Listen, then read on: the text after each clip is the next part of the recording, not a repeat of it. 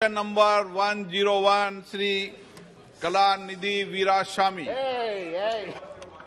माननीय मंत्री जी, Statement is laid on the table of the House. honorable member.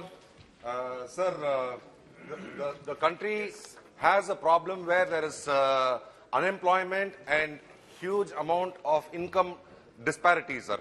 We talk about below poverty line families where the total income of a family is only around 30,000 rupees annually. And when we are talking about this, we are selling gas cylinders for 1,000 rupees, and even if you consider the 200 rupees subsidy which is being given, it's about 9,600 rupees, sir. For a family which is earning 30,000 rupees, we talk about the below poverty line families, you are claiming that we are giving gas for so many crores of people. I would like to know, like income tax, you have slabs where you say that up to 7 lakhs, we are not going to charge you any income tax. Honorable member, or Sir, question. Sir, question is coming, sir. So I am asking, can you consider giving subsidy for LPG at a much better rate for these BPL families, where it can be given at probably 200 rupees per cylinder for the BPL families, and maybe at a higher rate for higher income Okay, groups? Mantri ji. Thank you. Honorable Speaker, sir, I want to, with your permission, draw the attention of the honorable member to the fact that it was precisely because the capacity to pay for families which are termed as BPL or below poverty line that the Ujjwala scheme was introduced. The Ujjwala scheme, sir, when it was introduced, initially it had 8 crore connections, and these 8 crore connections were provided a good 7 or 8 months before the time. We reissued another 1 crore 60 lakh cylinders under the Ujjwala scheme, where the lady member of the household is presented free of cost a cooking top and a cylinder. Now, during the course of the pandemic, sir, when economic activity had come to a grinding halt at one stage, and then it was slow, and the families who are in the below poverty line categorization were the most severely affected, the government gave 3 cylinders free of cost to those BPL families. Sir, insofar as prices are concerned, I should like to submit through you, sir, to the House that we import 60% or thereabouts, perhaps even more sometimes, of our requirements. We have to import them. The import price, sir, is linked to what is called the Saudi CP, or the Saudi contract price. And the interesting thing is that the Saudi contract price during the last 2 years or so, if we have to use this as a reference period, sir, it has gone up from 250 per metric tons per $250 per metric ton to something like $900 per metric ton. Today also I think it is around $751 per metric ton. Now, if your import bill is determined by the international price, then it is very interesting to analyze what the government did. Because the government is sensitive to the requirements, sir, of the consuming population, particularly, as the honorable member says, to the most vulnerable, we did not allow the cost of domestic LPG to increase. Saudi contract price, sir, went up 333%, and yet the price increase was very small for the domestic thing. In May 2022, precisely as the honorable member states, we introduced a 200... माननीय मंत्री जी, संक्षिप्त में. Sir, I would like to complete this. आपको इजाजत नहीं दी, आप इनका जवाब मत दिया करें. 200 एक बात सुन लें, प्लीज बैठें, प्लीज बैठे मंत्री.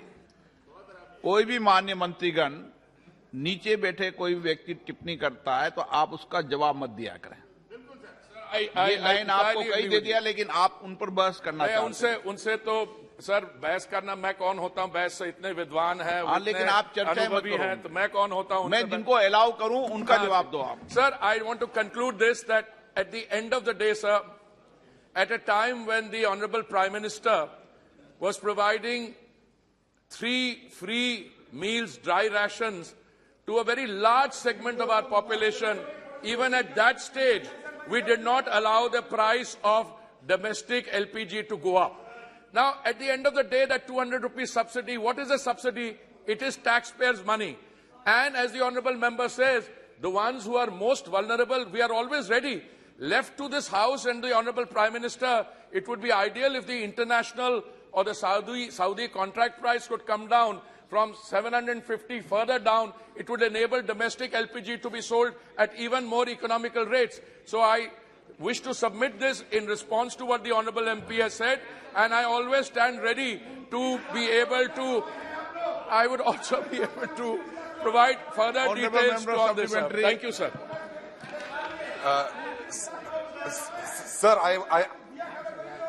I was only trying to reiterate that 33% of a family's income goes towards gas is probably not acceptable, and how it can be alleviated. My next question is, what is the status of your investment in Mozambique, sir, where there is a huge project which is taken by Total, and there are some unrests over there, and if that happens, probably gas can be made a lot more cheaper in India. So I would like to know what is the status of the project which is happening in Mozambique.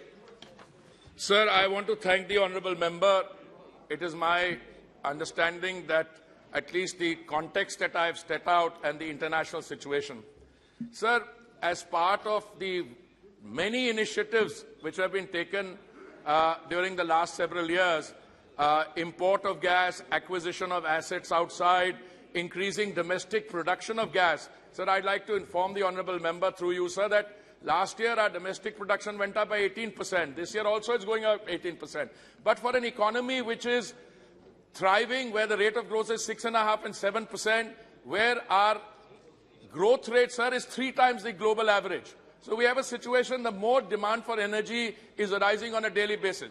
Insofar as the investment in Mozambique is concerned, sir, the Honourable Member has referred to unrest. Sir, there is an issue there. We are in partnership with an international group of companies. He mentioned one of them.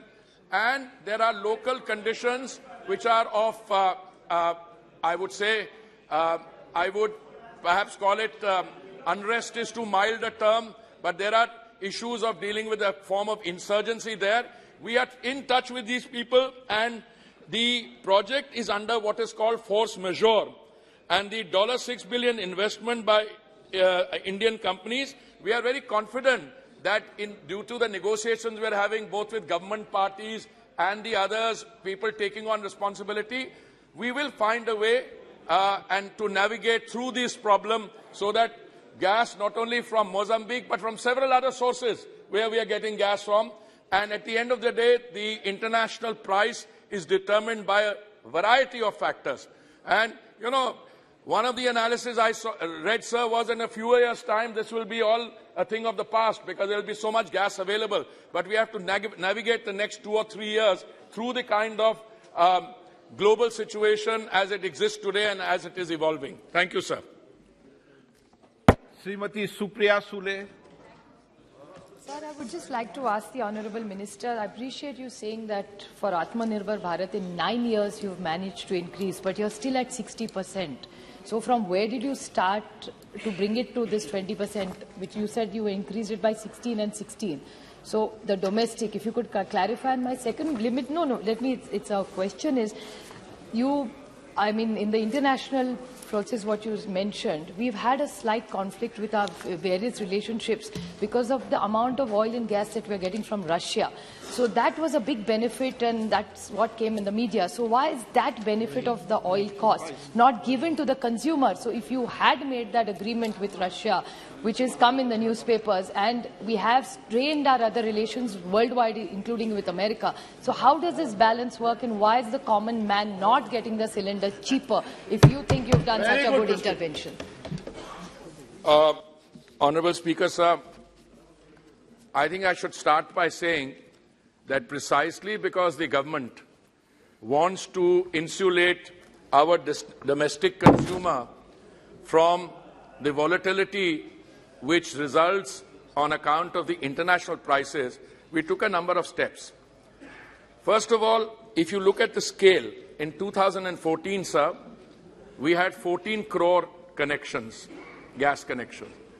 That has risen to 31 crore or more than that.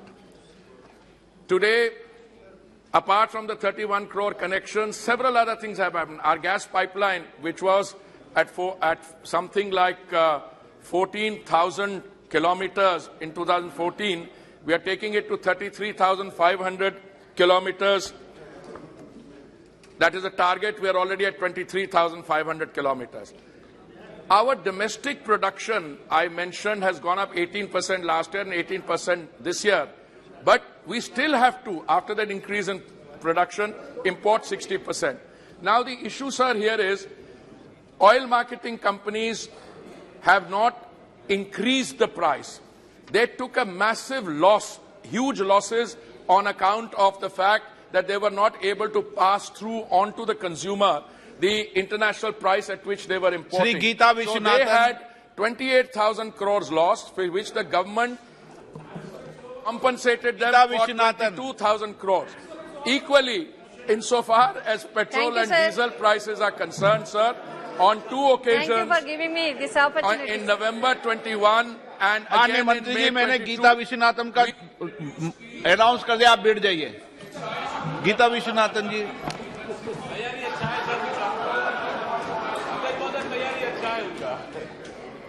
Thank you, sir.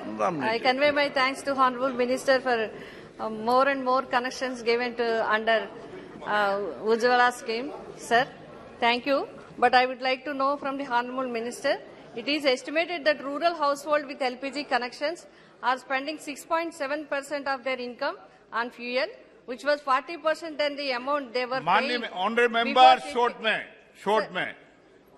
Shifting to LPG, thereby forcing them to make unfair choices about their basic standards of life. I would like to know from the Honorable Minister. माननीय मंत्री जी, माननीय सदस्यगण, मैं आपसे फिर आग्रह कर रहा हूं, अपना क्वेश्चन शॉर्ट में पूछो, नहीं तो जितना लंबा क्वेश्चन पूछोगे माननीय मंत्री जी उतना डबल जवाब देंगे. I must seek, sir, I'm happy to provide a shorter answer, provided to know what the question is.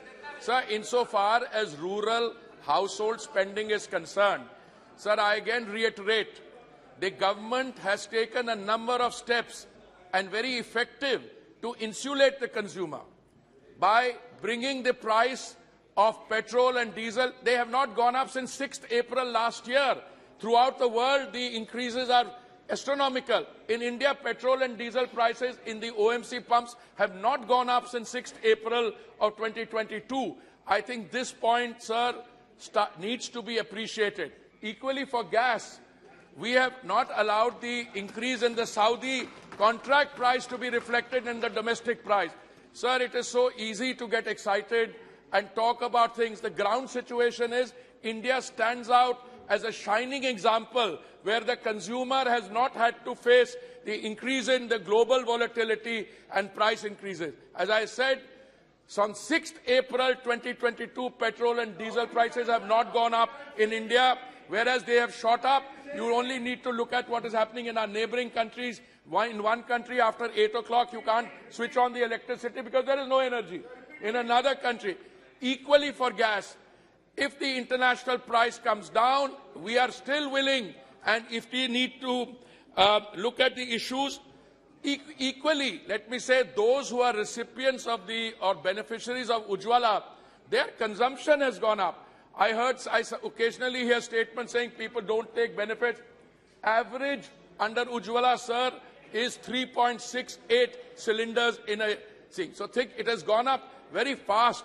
And even those who earlier were not taking refills are now taking more and more refills. Question number 102, Shri Manoj Tiwari ji. धन्यवाद अध्यक्ष जी.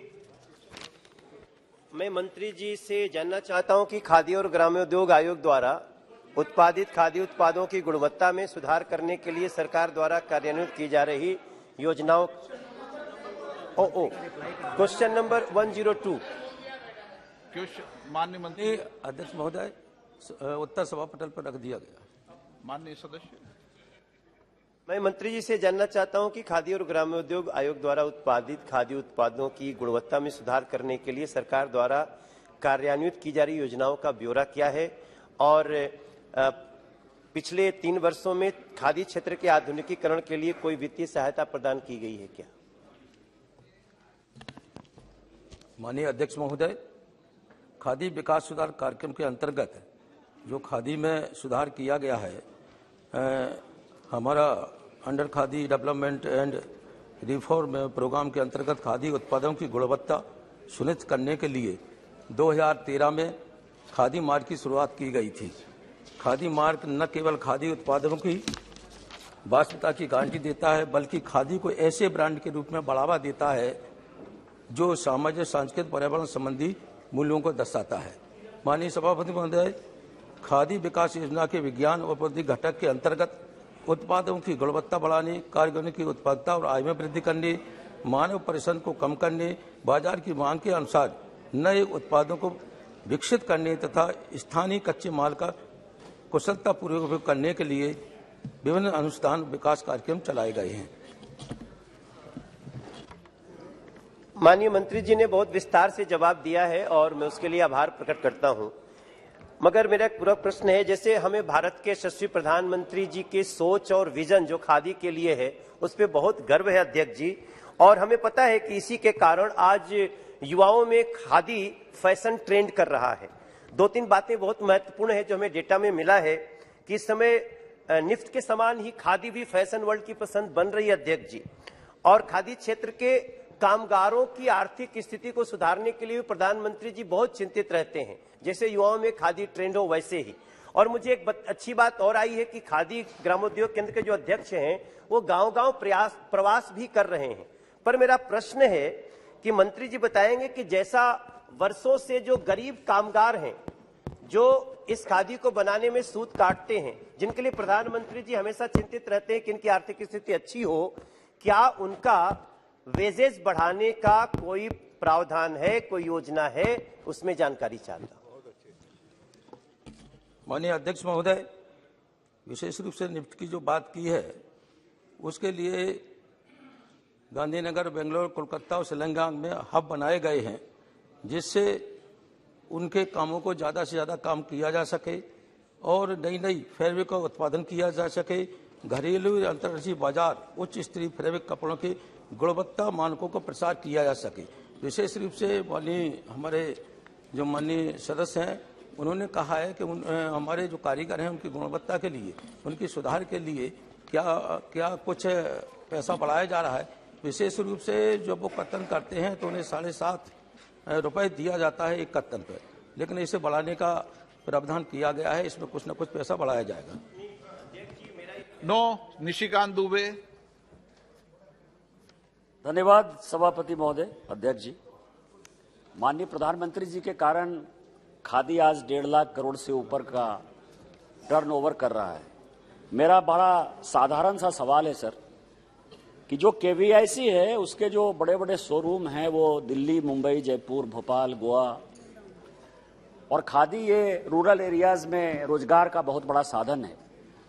और जो 298 cluster हैं खादी के, उसमें 250 cluster वैसे हैं जो कि इसी वेस्टर्न इंडिया में मौजूद है सर। ईस्टर्न इंडिया इससे अछूता है। मेरा आपके माध्यम से मंत्री महोदय से साधारण सा प्रश्न है कि वर्कसेट प्रोग्राम, मिशन सोलर चरखा, स्फूर्ति, वर्किंग कैपिटल, हनी मिशन और जो कंपटीशन आ रहा है दुनिया में खादी को प्राइवेट सेक्टर से जो आ रहा है या हैंडलूम सेक्टर से अलग हटकर जो मशीन मेड कपड़े पर आ रहा है, उसके बारे में ईस्टर्न इंडिया के डेवलपमेंट के लिए, खासकर बिहार, झारखंड, उत्तर प्रदेश, राजस्थान और बंगाल और नॉर्थ ईस्ट के लिए जो समस्याएं हैं जहां खादी की प्रेजेंस कम है, उसके लिए भारत सरकार क्या कर रही है?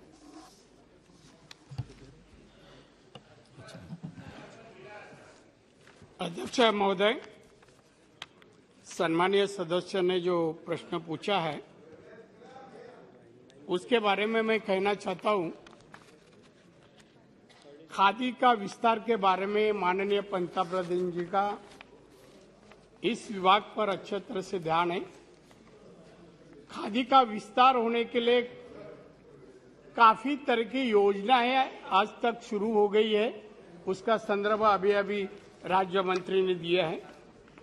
क्लस्टर के बारे में जो राज्य में जिस इलाके में क्लस्टर अभी तक पहुंचे नहीं है वहां क्लस्टर देने के प्रयोजन सरकार कर रही है और रोजगार भी बढ़ाने का कोशिश है। खादी से रोजगार बढ़ाने की कोशिश करने के लिए ये प्रावधान किया जाता है और खादी में अलग अलग योजना, गुणवत्ता में सुधार, चरकों में जो सुधार, इसमें कौशल्य विकास के माध्यम से आधुनिक टेक्नोलॉजी के वजह से ये खादी में सुधारने का काम चालू है और ज्यादा रोजगार निर्माण करके उत्पादन खादी के कामगार को बढ़ाने की कोशिश चली है।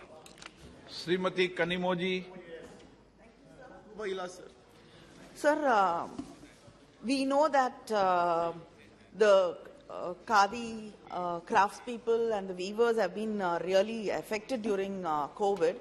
But in the minister's reply, I see that the financial assistance has been reduced drastically from 31.28 crores to 7.39 crores. Why is it you supposed to be helping them and aiding them? You've been reducing that, and the Center of Excellence for Khadi has been set up in NIFs in Ahmedabad, Bangalore, Calcutta and Shillong. Why has Chennai been left out? Thank you. Very good question. माननीय मंत्री जी। अध्यक्ष महोदय, चेन्नई को छोड़ा नहीं गया है। जहाँ रिक्वायरमेंट थी, आवश्यकता थी, वहाँ फंड वहाँ भेजा गया, उसकी नियुक्ति करते गई। 19-20 में 31 करोड़ दिए गए थे, 20-21 में 12 करोड़ दिए गए थे, 21-22 में 7 करोड़ दिए गए। एक जो अमाउंट कम होती गई है उसी समय बैंक के माध्यम से जो लोन मिले थे 150 करोड़, आज भी 145 करोड़ इस डिपार्टमेंट के बाद बैलेंस है। वो जहाँ भी आवश्यकता है खादी के लिए, खादी की टेक्नोलॉजी पहुंचाने के लिए, खादी के चरखा चलाने वाले को वहाँ कुछ ही चीज की आवश्यकता हो तो 145 करोड़ आज भी डिपार्टमेंट के पास है। Shri B Mahtab ji. Thank you, Honorable Speaker, sir. Khadi एक इमोशनल कनेक्शन हमारे सबके साथ, सब परिवार के साथ है। हैंडस्पन खादी, यही उसकी खूबियत है और इसलिए मैं जानना चाहता हूं, एक तो प्रोडक्शन और दूसरा मार्केटिंग। प्रोडक्शन के ऊपर ज्यादा जोर हम दे रहे हैं या मार्केटिंग के ऊपर ज्यादा जोर दे रहे हैं? आपका उत्तर आएगा हम दोनों पर दे रहे हैं। पर अगर आप विस्तार से जाएं, प्रोडक्शन इस कई सालों में कहां बढ़ी है और किस चीजों पर बढ़ी है? Khadi was supposed to be a poor men's dress और poor women's dress, पर हम इसको मिडिल क्लास और कंज्यूमर दुकान के जरिए इसको बिकने के लिए काफी कोशिश कर रहे हैं। तो हमारी प्रायोरिटी क्या है मार्केटिंग के हिसाब से और प्रोडक्शन के हिसाब से? जैसे निशिकांत जी ने कहा और कानीमोड़ी जी ने अभी कहा कि ज्यादा से ज्यादा पैसा आपके पास रहने से कुछ फायदा नहीं होगा। आपको अगर डिस्ट्रीब्यूट करना है, स्टेट वाइज डिस्ट्रीब्यूट ना करें पर रीजन वाइज इसको डिस्ट्रीब्यूशन अगर सही ढंग से हो तो ये ज्यादा महत्व रखेगा। इस सिलसिले में मैं सरकार की मनीषा जानना चाहता हूं। माननीय मंत्री जी। अध्यक्ष महोदय, माननीय सदस्य महोदय ने जो प्रश्न पूछा है, खादी तो आम आदमी या आम कामगार गरीबों के लिए रोजगार प्राप्त करने के लिए एक खादी के माध्यम से काम किया जाता है। खादी में सुधार हो, ज्यादा से ज्यादा कामगार को रोजगार मिले, अच्छा उत्पन्न मिले, इसमें कोशिश में सरकार काम कर रहा है। जहां आवश्यकता है इसमें काफी स्किल डेवलपमेंट के माध्यम से भी हम सुधार कर रहे हैं। और जो बेस है खादी का, खादी शुरू किया जिस कारण से वो बेस शुरू रहे, क्वालिटी वाइज खादी अच्छा निर्माण हुए, और मार्केटिंग इसलिए कर रहे हैं कि उसमें मार्केटिंग करेंगे। जो कामगार खादी बनाते हैं, कपड़ा बनाते हैं, वो मार्केटिंग करने के बाद ही उनको पैसा आ जाएगा। तो हमारा ध्यान खादी में रोजगार देना है, कामगारों को पर कैपिटा इनकम में किस तरह से सुधार हो, यह हमारा सरकार का उद्देश्य है। क्वेश्चन नंबर 103 is मोहन भाई कुंडारिया। माननीय मंत्री जी। Sir, a statement is laid on the table of the House. माननीय सदस्य।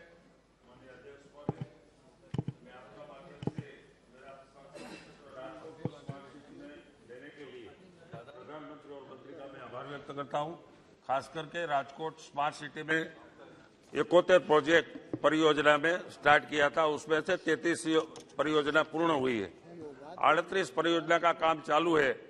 सरकार की 2017 से 2023 तक 5 वर्ष की परियोजना था। वो जो प्रोजेक्ट 38 चालू से, उसमें समय मर्यादा बढ़ाने के लिए सरकार कोई सोच रहा है क्या?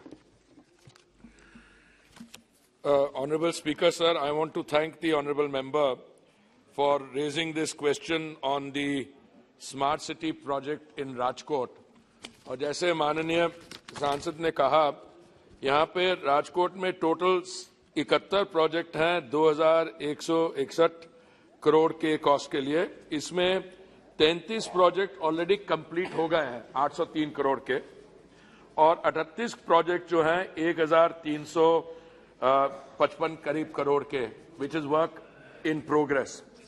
सर, अभी ये जो योजना है इसमें फंडिंग जो है जून 2023 तक की हमने प्रोविजनिंग की है, और जिस तरीके से राजकोट में काम हो रहा है, माय असेसमेंट सर इज के राजकोट। डॉक्टर अशोक कुमार मित्तल,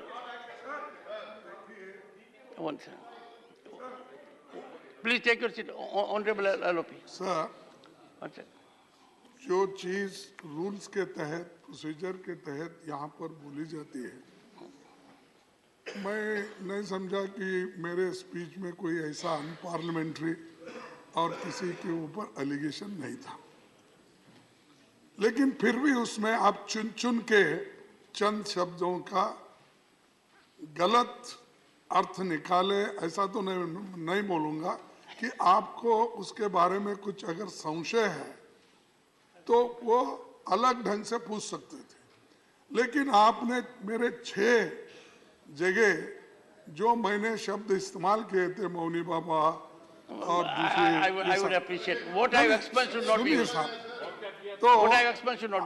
अरे नहीं साहब, इस सदन में बोले सो मैं बोल रहा हूँ। नरसिंह राव जी को वाजपेयी साहब ने खुद एक शब्द कहा था, अभी भी वो अब किताब में है, आप देखिए। और मेरे को जो जब यहाँ बात हमारे चीफ व्हिप रखते हैं हमारे पार्टी की ओर से और सदन की ओर से रखते हैं, तो आप उनको बार बार टोकते रहते हो, ये ठीक नहीं है, आप बैठिए, आप पढ़िए। अब बहुत अच्छा पढ़ के आए साहब, वो तो हार्वर्ड यूनिवर्सिटी के स्टूडेंट है, अच्छा जानते हैं, हिंदी जानते हैं, कन्नड़ा जानते हैं, इंग्लिश जानते हैं, हिंदी जानते हैं, और कौन सी भाषाएं, तो इसीलिए, और संसदीय भाषा जानते हैं। इसके बावजूद भी आप उनको टोकते ही रहते हो। जो मेरा डिफेंस में आता हर राइट्स को टोकना, ये ठीक नहीं है। कृपया आप और एक बार उसको देखिए। Ultimate defender of the LOP is the chairman. नहीं, वो नहीं हो रहा ना सर, वो नहीं हो रहा है, आप एक्सपेक्ट कर रहे हैं। Doctor Ashok Kumar Mittal, I have taken 0 hour, not present. Shri Binoy Vishwam. Thank you, sir. With a saddened heart and with lot of protest, I stand here. My concern and our concern, I should call it, is regarding the miseries of the Manrega workers. Mahatma Gandhi, National Rural Employment Guarantee Act workers. Sir, their numbers come to 15.28 crores in this country. And those people, they work for the country. And they are also creating wealth in this country. And their sorrows, livelihoods, should be taken care of by this government and this house, I believe. Sir, in Manrega, we can see that it covers around 2,70,000 and 342 panchayats in the country. Such a wide scheme it is. I am proud to say it is the child of the UPA 1 government, in which the left also played a critical role in evolving the policies. That government made this Manrega project. Sir, I am very constrained to say that this government of today is trying to kill that project, to kill it. The budget presented here in the House, in the Parliament, by the Honorable Finance Minister has allocated only 60,000 crores rupees for that scheme. So that's a paltry amount.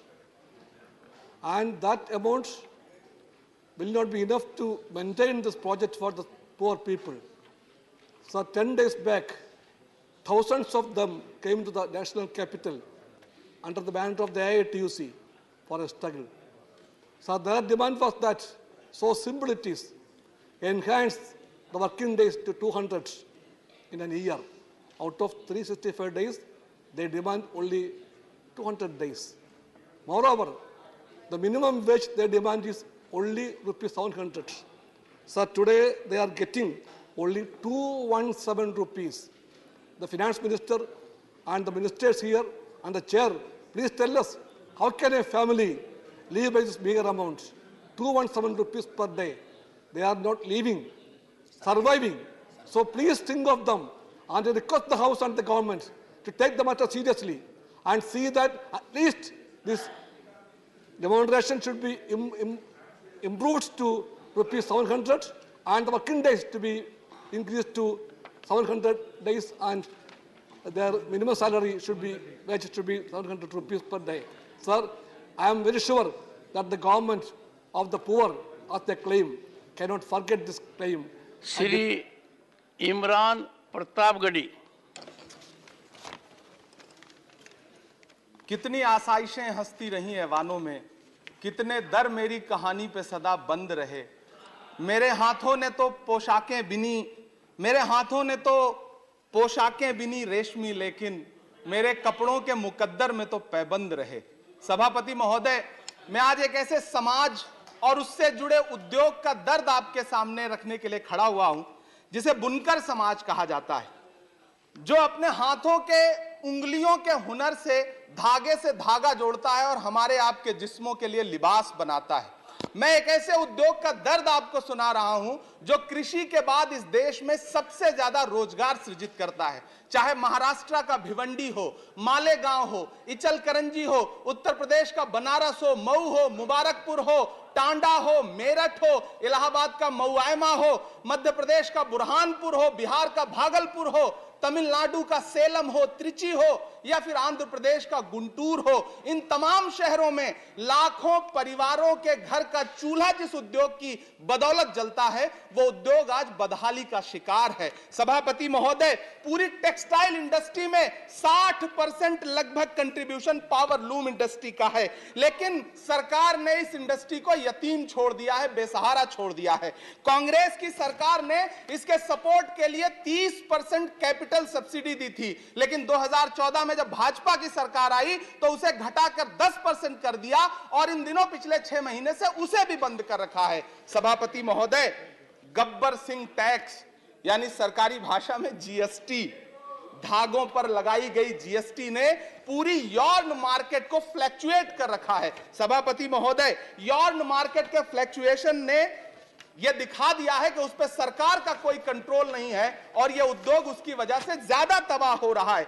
China से नेपाल और बांग्लादेश के रास्ते होने वाली dumping ने इस उद्योग की बर्बादी में और सहायता जताई है। पूरे एशिया में सबसे ज्यादा पावर लूम भिवंडी में हुआ करता है, लेकिन सरकारी उदासीनता के बाद पिछले दिनों 2 लाख से ज्यादा पावर लूम मशीनें कबाड़ में बिक गई। सभापति महोदय, जिस बनारस में कभी करघे पर बैठ करके कबीरदास जी झीनी बीनी चदरिया बुना करते थे, उसी बनारस में आज बुनकर भाई ईंट भट्ठों पर काम करने के लिए मजबूर हो गए। अंत में सभापति महोदय, मैं आपसे कहना चाहता हूं कि करघों के धागे टूट रहे हैं, मशीनें कबाड़ में बिक रही हैं, पावर लूम को सप्लाई होने वाली बिजली के बिलों का बोझ इतना भारी है कि बुनकरों के कंधे टूट रहे हैं। जीएसटी लगा करके सरकार ने उनकी कमर और तोड़ी है। सरकार ने जीएसटी की, आखिरी बात कह रहा हूं सभापति महोदय, सरकार ने जीएसटी की लिमिट 20 लाख रखी है। मैं अनुरोध कर रहा हूं, मांग कर रहा हूं कि जीएसटी की लिमिट कम से कम 50 लाख की जाए, इस उद्योग पर मरहम लगाया जाए, सस्ती बिजली दी जाए। Abdullah, time over. Sir, thank you, Honorable Chairman, sir. Sir, my hometown Pudukkottai, the royal province which existed between the year 1680 to 1948, was the first princely state that signed the instrument of accession on 3rd March 1948 after independence.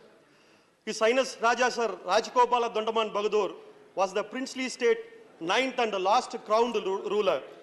He was the first king who signed the instrument of accession with the independent India wholeheartedly with his total treasury amount currently located at Pudukkottai district.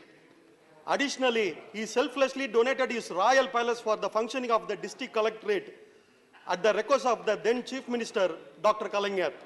He also served as a president of Tamil Nadu Cricket Association, Kodaikanal Boat and Rowing Club also. As soon as India gained independence, he decided to adjoin his country with India without any duress. His Highness Raja Sir was honored with many royal medals by the government. He died on 16th January 1997 at the age of 74. Sir, then the Home Minister Sardar Vallabhbhai Patel got the confidence to unite India along with the princely state only because of him. His Highness Raja Sir was honored with the George V Silver Medal and George VI Coronation Medal in 1937 also, sir. During the last years of his life, he shunned away marriage to serve the people and lived like a saint-like life, sir.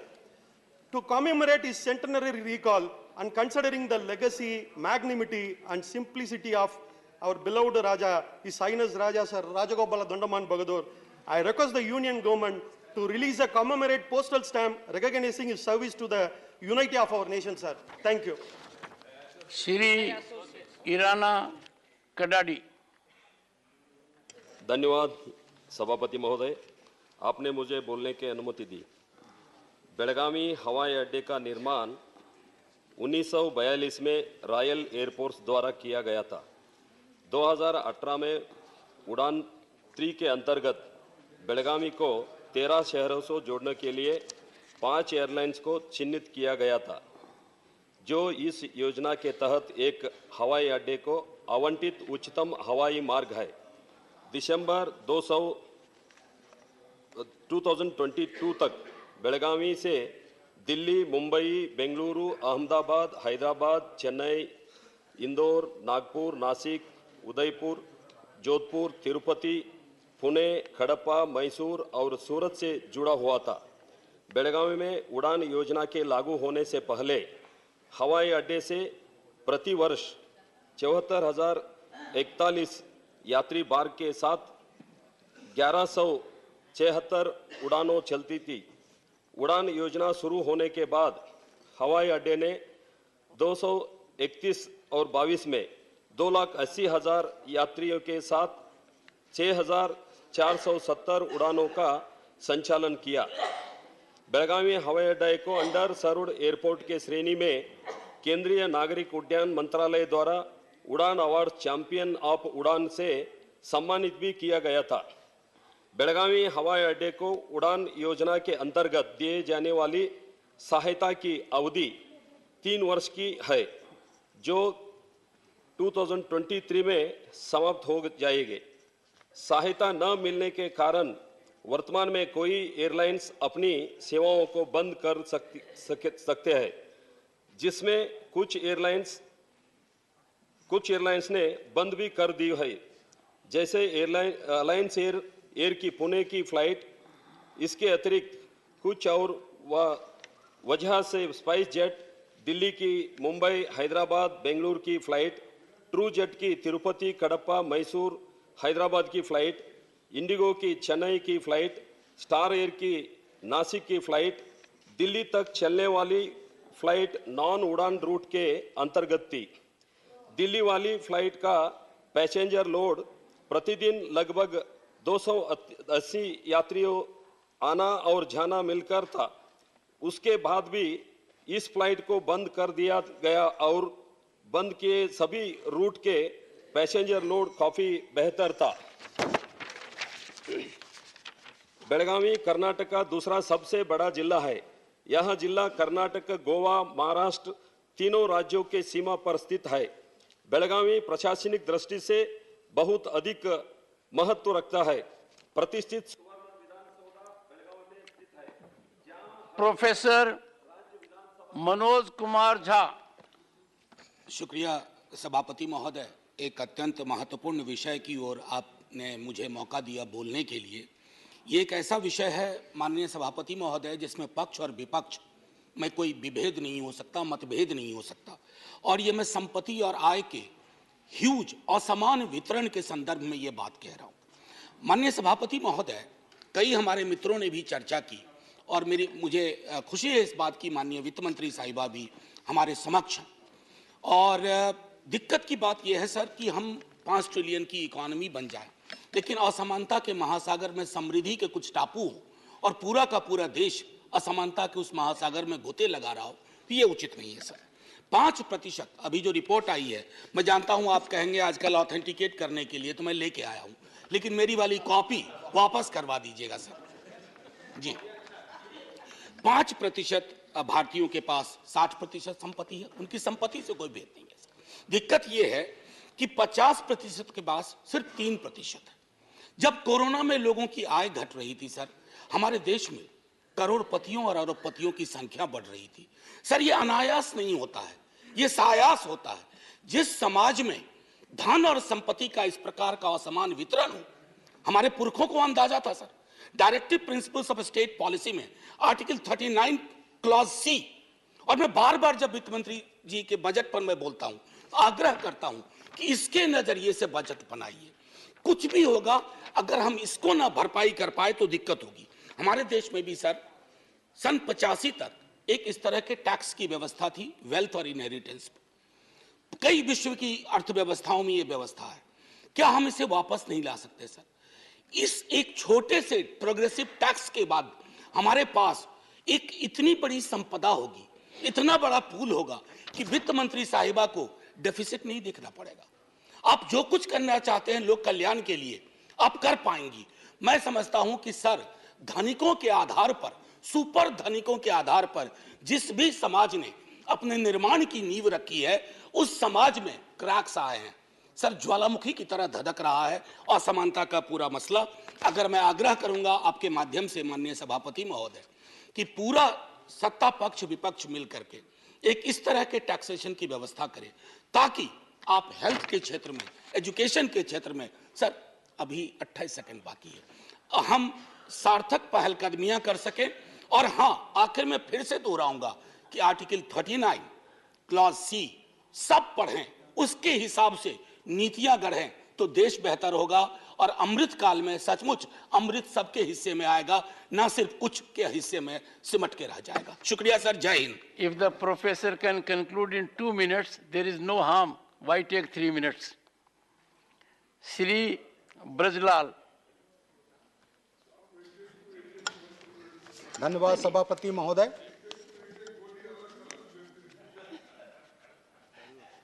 आप कुछ मेहरबान रहिए। मैं आपका धन्यवाद सभापति महोदय। धन्यवाद सभापति महोदय। मैं आपका ध्यान धारा 304A IPC की तरफ आकृष्ट करना चाहता हूं। जो एक्सीडेंट होता है, मृत्यु होती है, तो उसमें ये लिखा जाता है।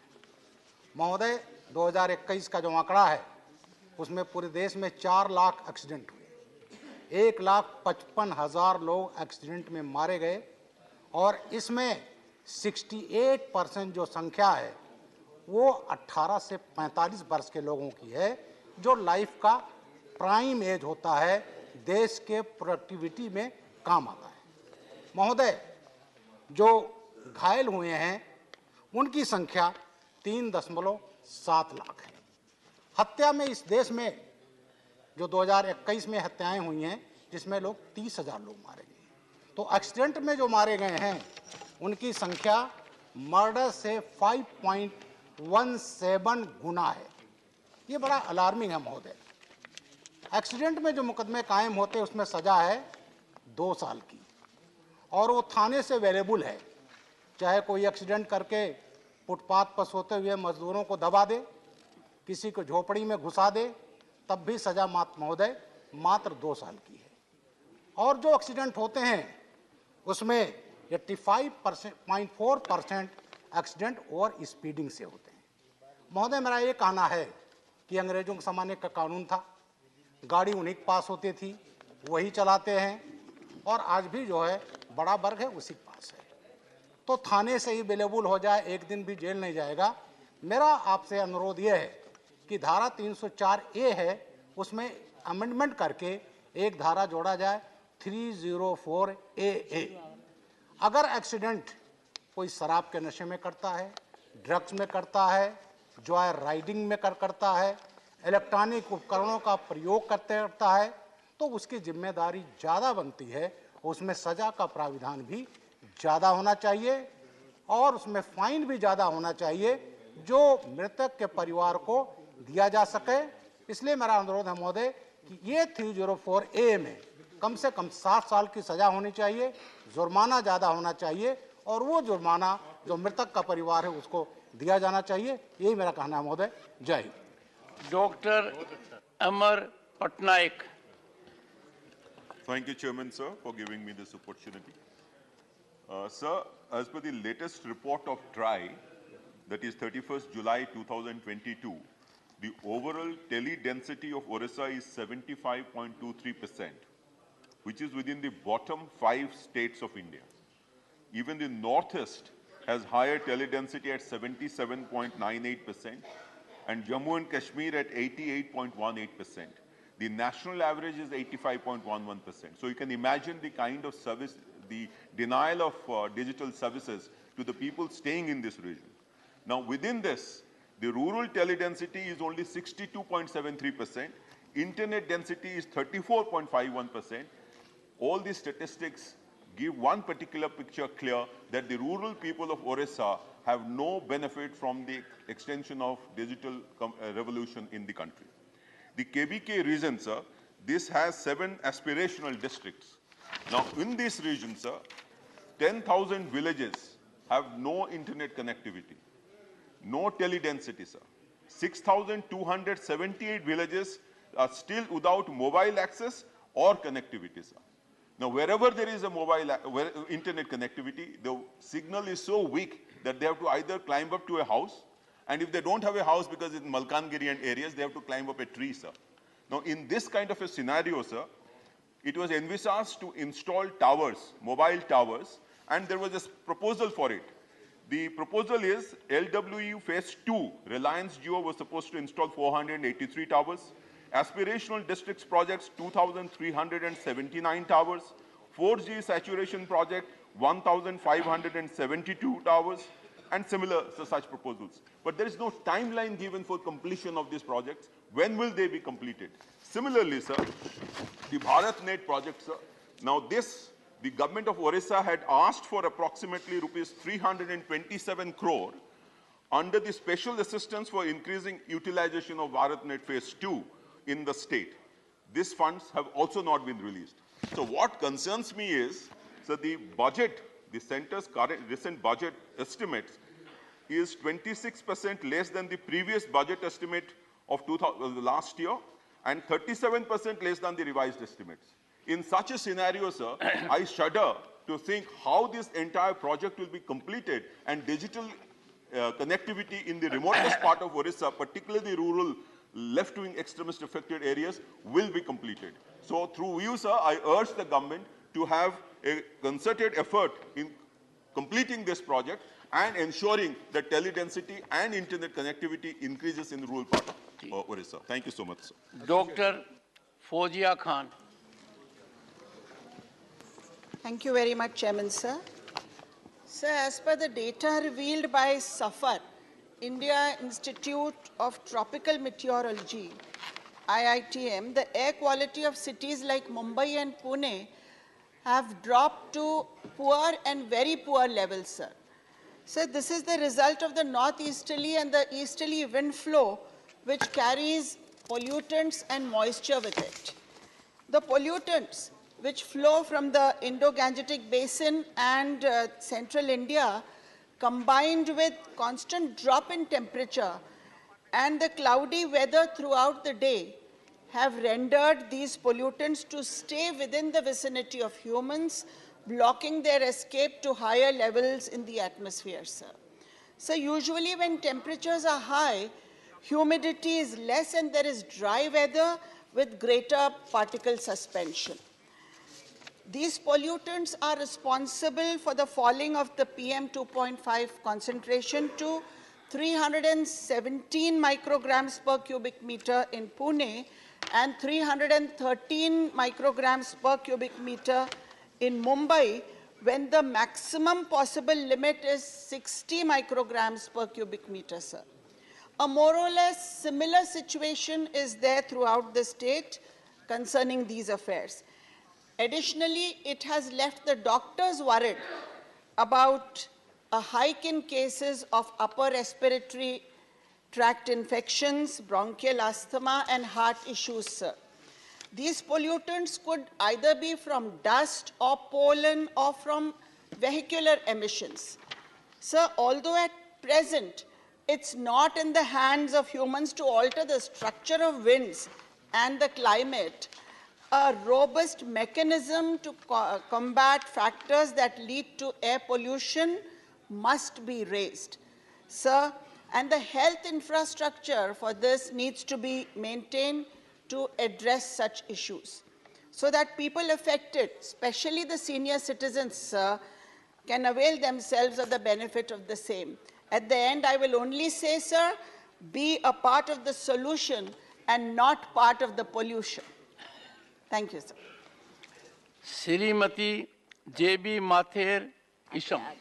Sir, I'm deeply obliged by the opportunity. I would like to draw your kind attention to the impending crisis faced by the paddy farmers in Kerala. So the paddy farmers in Kerala, the state corporation had procured 482 crores worth of paddy, but unfortunately only 45 crores have been paid to them. 437 crores is pending with them. And why this happened? Because about 580 crores is pending from the government, union government to the state, and 460 crore from the state government. So the farmers, if the paddy farmers are not provided with the money which they are rightfully due, it is pushing them towards the wall, and it is very, very unfortunate that the payment is not being paid. So all I'm asking for is that the union government should make the payment which is due of about 580 crores, sir. I'm not asking for 21,370 crores from State Bank of India, sir. I'm not asking for 70,000 from LIC, sir. All I'm asking is 580 crores, which is rightfully due to the paddy farmers of Kerala.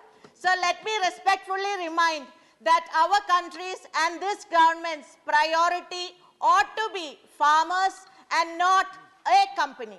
Let me also respectfully remind that our country's and this government's priority ought to be to ensure that every one out of 140 crores of people in this country, they should not stay without food, and not the priority should be to make 1% richest in the world, sir. Let me also respectfully remind that our country's and this government's priority should be to ensure that not a single youth will stay without employment, and but not to make all sectors being given to one person, sir. So I take this opportunity to once again respectfully submit to remind this government that our priority is farmers, and in Kerala, this paddy farmers is facing grave injustice, and if union government is given this 580 crores, it will be a great blessing. And I can assure you one more thing, sir, if this 580 crores is given, nobody in this country will ask for JPC. There will not be walkout, sir, there will not be any kind of issue, but there will be definitely a great blessing by the farmers. Thank you very much for the opportunity. Shri Kartike Sharma.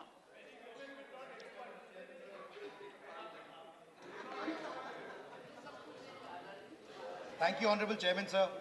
I want to bring to the attention the need to ensure protection of all rights of patients from the arbitrariness of private hospitals. Indian Constitution guarantees fundamental rights to each and every citizen of India. Article 21 of the Constitution of India guarantees a fundamental right to life and personal liberty. The Constitution of India does not expressly recognize the right to health as a fundamental right under Part 3 of the Constitution. However, through judicial interpretation, this has been read into the fundamental rights to life and personal liberty, Article 21, and is now considered an inseparable part of the right to life. The right to health is inherent to life with dignity. Article 39E, 41 and 43 of Directive Principles of State Policy put the obligation on the state in order to ensure the effective realization of the right to health. Despite constitutional provisions of the right to health care, private hospitals deal with the citizens in an arbitrary manner and violate their basic rights. If the patient's family is unable to bear the hospital expenses, it has been noticed in most of the cases that until a patient or his or her relative end up paying the bill, the patient is not discharged and held in the hospital even if they are unable to do so. For instance, in November 2020, a woman patient after her delivery was held by a private hospital at Kushinagar in Uttar Pradesh for not paying the hospital bills. The patient's family had to approach the police administration in order to get the women free from the hospital. In August 2019, another patient was held by the Polo Spectra Hospital of Delhi for non-payment of bills post-surgery. Not only this, there have also been many cases of seizing dead bodies. Such an incident reported last year from the Shahdol district of Madhya Pradesh, where the doctors of the Devanta hospital took the dead body under their charge, and just because the relatives of the deceased could not pay the hospital bills in time. Similar cases are also being registered from other parts of the country, where the patients are met with inhumane conditions. Certain cases have been brought to light where patients have been tied to the bed by the hospital administration for non-payment of bills, and doctors ignored the patient's health by showing negligence in their treatment. In this regard, the Devesh Singh Chauhan versus State in the other cases, Delhi High Court in 2016 held that no hospital can hold a patient under any circumstances, even if it is a case of non-payment of bills. Along with this, it is also unambiguously mentioned in the Charter of Patients' Rights prepared by NHRC that the patient has the right to be discharged. Patient cannot be held by the authority of the hospital under any circumstances. The report on the Competition Commission of India in 2021 states that the charges of renowned hospitals like Delhi, Fortis, Max, Apollo, Sir, Gangaram, St. Stephen's, etc. are very high. These hospitals charge thousands of times more. Dr. Shantanu Sen. Thank you, respected Chair. Good morning, one and all. My topic is on the amount that the government of West Bengal is supposed to get from the central government, which is definitely known to you, sir, that as because you happen to be our learned and beloved governor at that point of time. Sir, on 18th of November 2021, our Honorable Chief Minister has met with our Honorable Prime Minister, and thereafter on 5th of August 2022, once again she has given all the documents, which has shown that there was a dues amount of 1,968 crores, sir. If we can categorize for the welfare project like Narega, it was 6,561 crore. For Amphan calamity, it was 4,200 crore. For COVID and other natural calamities, it was more than 6,000 crore. For Narega, I have said for PM Awas Yojana, it was more than 9,000 crore. For PM Gram Sadak Yojana, the dues were more than 2,000 crore. For midday meal, the dues were 174 crore. For Swachh Bharat Mission, it was 344 crore. For food subsidy, it was more than 1,200 crore. For PM Janavikas Karyakram Yojana, it was 44 crore.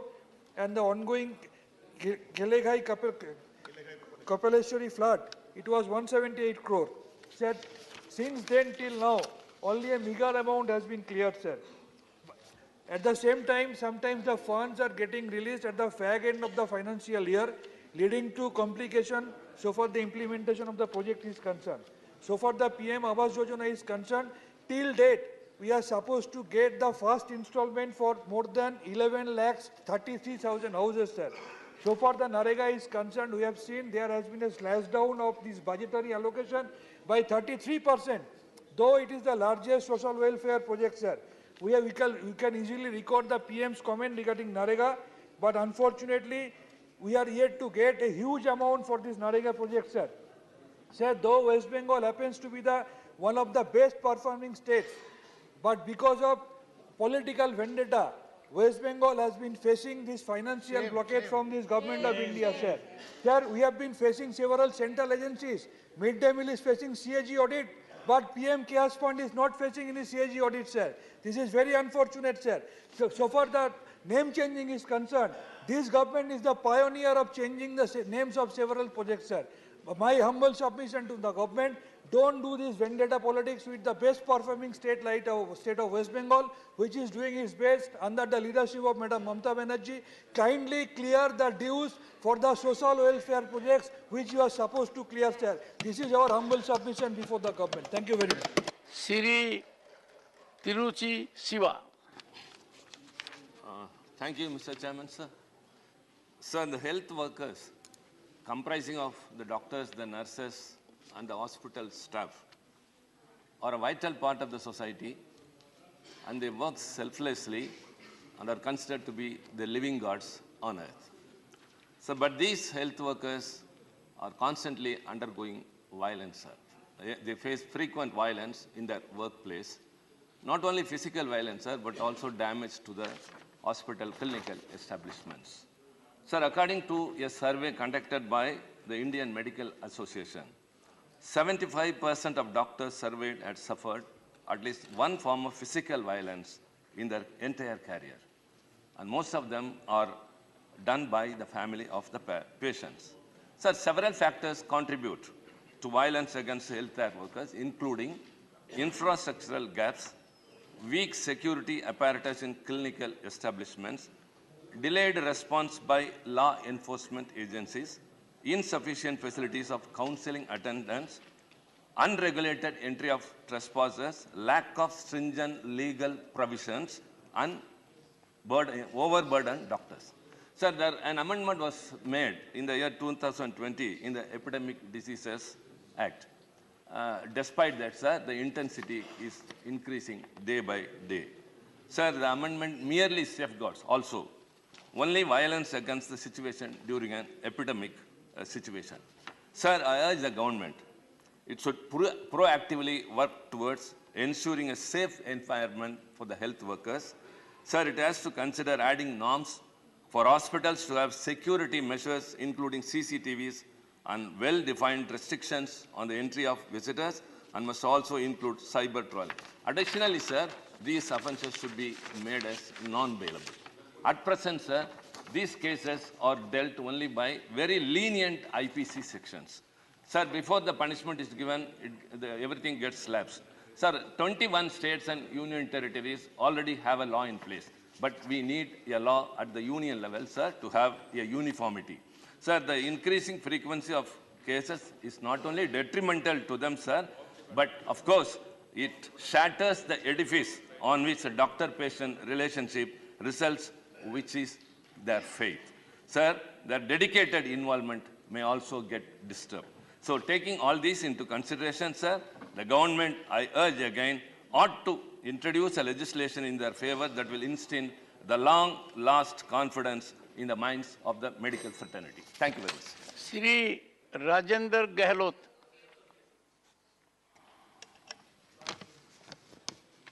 माननीय सभापति जी, मैं आपका ध्यान मेरे राज्य राजस्थान में हुई ओलावृष्टि के कारण किसानों की खड़ी फसल बर्बाद होने से हुए नुकसान की ओर आकर्षित करना चाहता हूं। राजस्थान में ओलावृष्टि से सबसे बड़ी मार किसानों पे पड़ी है। जनवरी माह में के अंत में राजस्थान में हुई भारी ओलावृष्टि और बरसात के कारण लगभग 14 जिलों में करीब 15 लाख हेक्टेयर खेती खराब हो गई है, जबकि 109 लाख हेक्टेयर में हुई फसल प्रभावित हुई है। 65% फसल बर्बाद हो चुकी है। इसका किसानों की आजीविका अर्थव्यवस्था पर गहरा प्रभाव पड़ा है। महोदय, राजस्थान सरकार को बार बार मांग करने के बाद भी इस फसल का जो आंकलन करके किसानों की मदद करनी चाहिए थी, वो मदद नहीं कर पा रही है। इसलिए मैं कृषि व किसान कल्याण मंत्री से आग्रह करूंगा कि इस मामले में संज्ञान लेते हुए किसानों पर आई हुई इस आपदा और प्राथमिकता देते हुए राजस्थान के किसानों को नुकसान का आकलन अतिशीघ्र करवा कर किसान फसल बीमा योजना के अंतर्गत मुआवजा वितरण अतिशीघ्र करवाने की व्यवस्था करें, जिसे आपदा से 10 किसानों को राहत मिल सके। धन्यवाद। Dr. V. Sivadasan. Respected Chair, I would like to share the burning issues of agriculture workers in our country. So, highest workers in India is in agriculture sector. So, Mahatma Gandhi told us India is living in villages. But, sir, what is the condition of our agriculture workers in our country? They are not getting proper wages. They don't have enough employment in their village. Why it is happening, sir?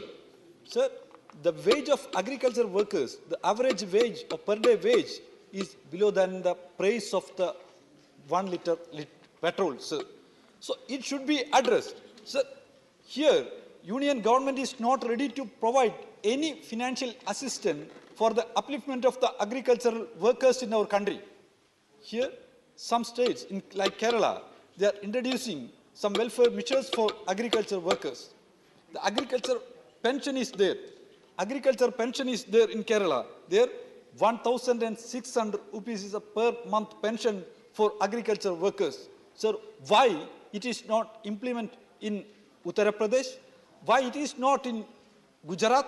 So, agriculture workers pension, the government, union government should take the initiative for implement agriculture workers pension.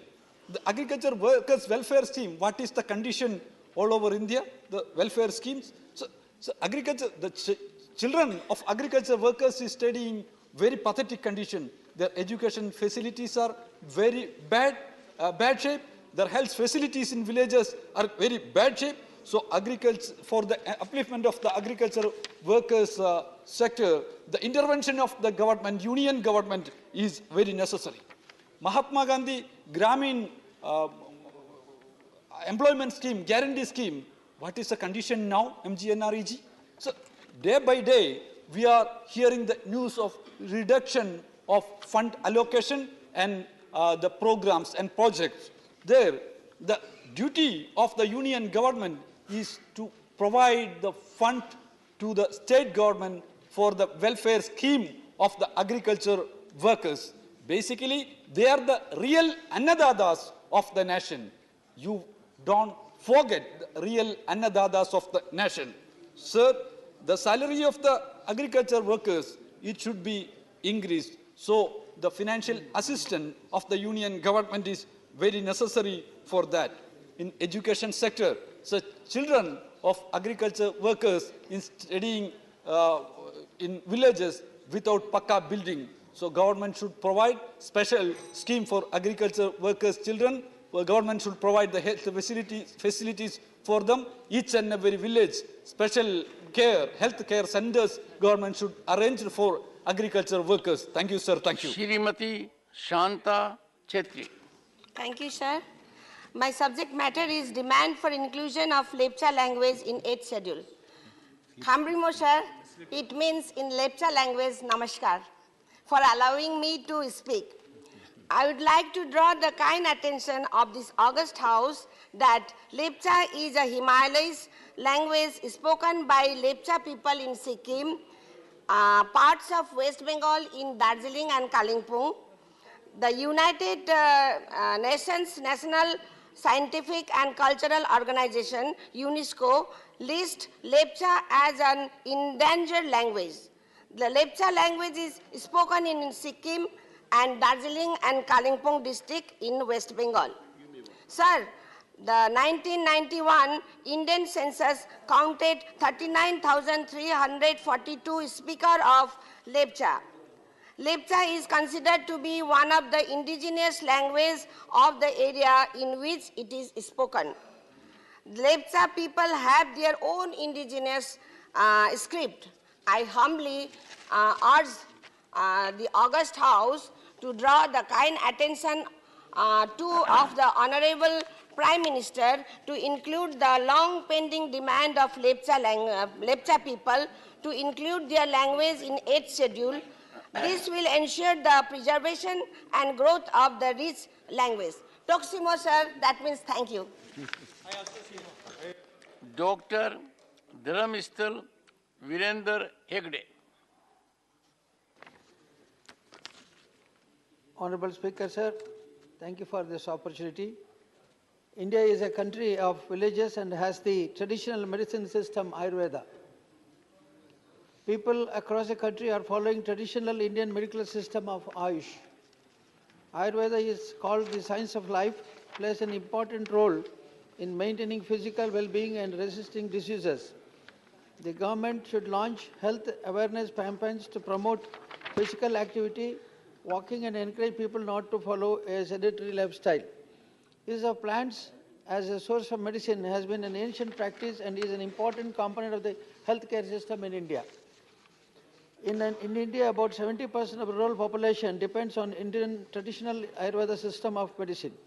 Most healers or practitioners of the traditional system of medicine prepare formulations by their own recipes and dispense to the patients, improving the information and services provided in local pharmacies that are the primary source of treatment for many ailments in rural areas might serve as an effective substitute for allowing an unregulated use of conventional medical treatment.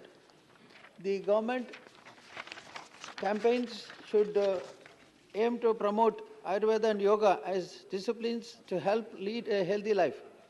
The government should launch a scheme in rural areas to popularize Ayush-based lifestyles, which are promoted through behavioral change in communication, training of village health workers towards identification and use of local medicinal plants, and provisions of Ayush health services. What are the measures taken by the Ministry of Ayush for further propagating the natural medical system, especially in rural areas of the country? Whether the government has prepared and distributing authentic publicity material on Ayurveda and Yoga, including new media, internet, multimedia, print media, and digital media campaigns, and setting up platforms for the same. There is a need to revisit the state policies to further strengthen the traditional healthcare systems in the country. In view of the rising demand for Ayush modalities and therapeutics, the limitations of statutory regulations towards Ayush system need to be relooked. The Ministry of Ayush should devise mechanisms for centralized data collection and real-time monitoring with the states and UTS. It is evident that the Ayush system has a countrywide network and is playing a very important role in the mitigation of diseases with low cost. Ayush preventive measures play a vitally important role in maintaining the well-being of people. Various treatment modalities support the existing standard treatment protocols. Even some other countries are attracted towards this, and I wish that there is attention will be paid to this. Sri P. Wilson. Chairman, sir, I raised to bring to the kind attention of this august House the issue relating to the abolition of toll plazas on national highways across the country. Sir, I made a special mention in this august House requesting the abolition of toll plazas across the country and collect a one-time fee at the time of registration of the vehicles, and to ensure that the right to travel, which is a fundamental right, is accessible and available to all. On 15/11/2022, I received a response from the Honorable Union Minister of Road Transport and Highways in which he assured that in respect of the public-funded project, the fee leviable would be reduced to 40% of the user fee, which means 60% of the fees alone will be collected in these toll plazas. Sir, I am thankful to the Honorable Union Minister. However, I would like to place on record that this has not yet been implemented till today, thereby causing hardships, financial burdens to the people who have no choice but to use the toll roads and shell out huge money while crossing the toll plazas. Especially those living adjacent to the toll roads have to use the roads every day, and despite monthly passes available, it is still expensive for the common man. Sir, in Tamil Nadu, I can give two examples where even after realization of the investment, they are collecting even for 15 years. They are Paranur and Athur on Tambaram, Dindivanam, NH 45, and Nemili and Chennai Samudram on Punumali Valajapat, NH 4.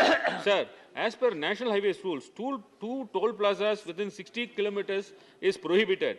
In the said letter returned to me, the Honourable Minister has mentioned that the issue raised by me with regard to the toll plazas being located within less than 60 kilometers distance of each other would be resolved.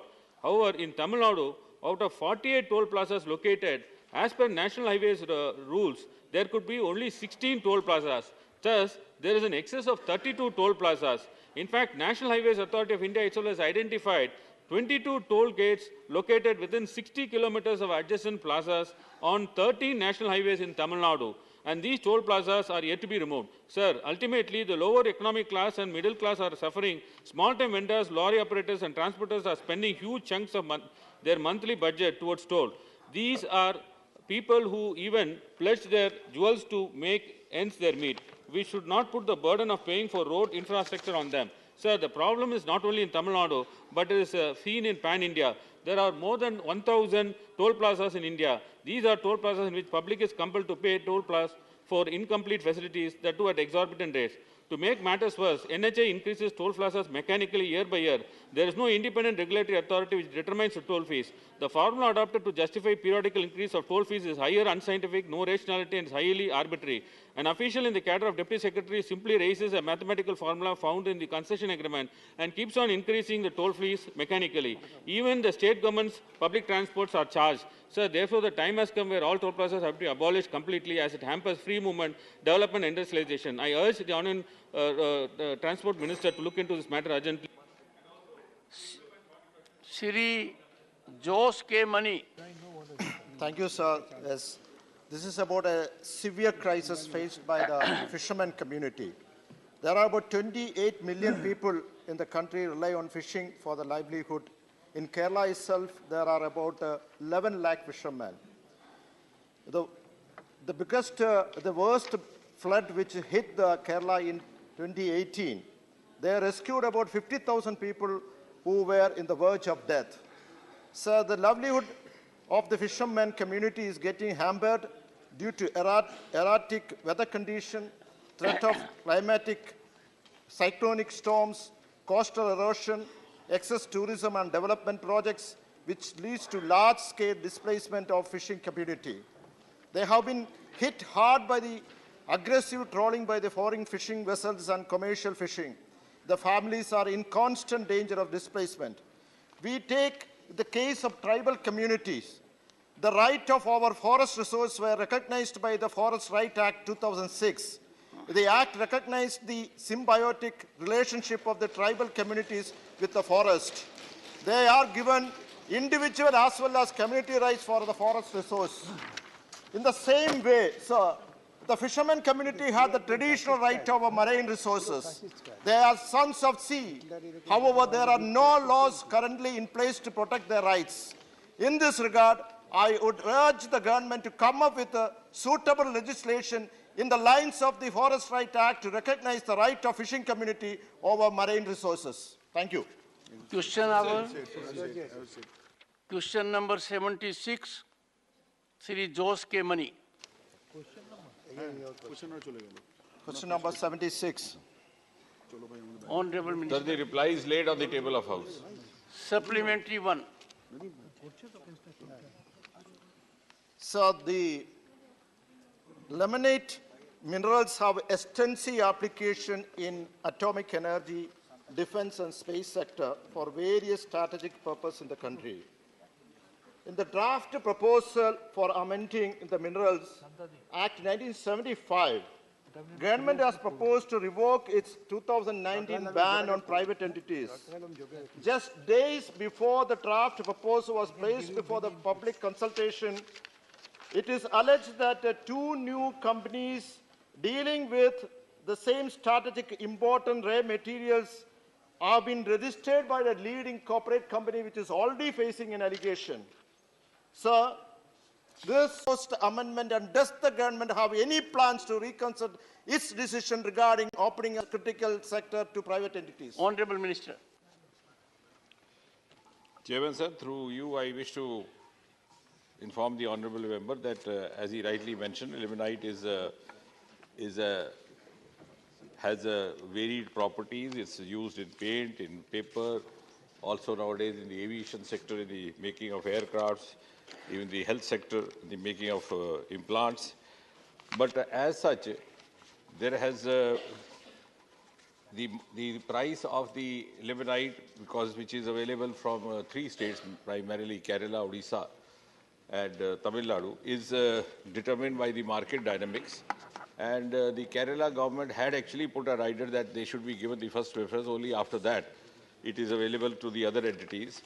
In Kerala itself, we have two PSUs, and one is the private sector. And rather, I would say that I would solicit the help of the state government there.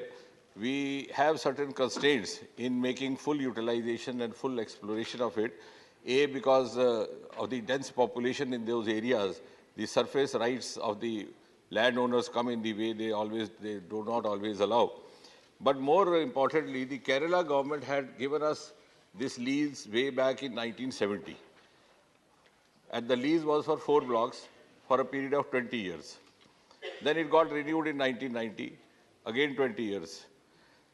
Then the renewal was due in 2010, but it was denied.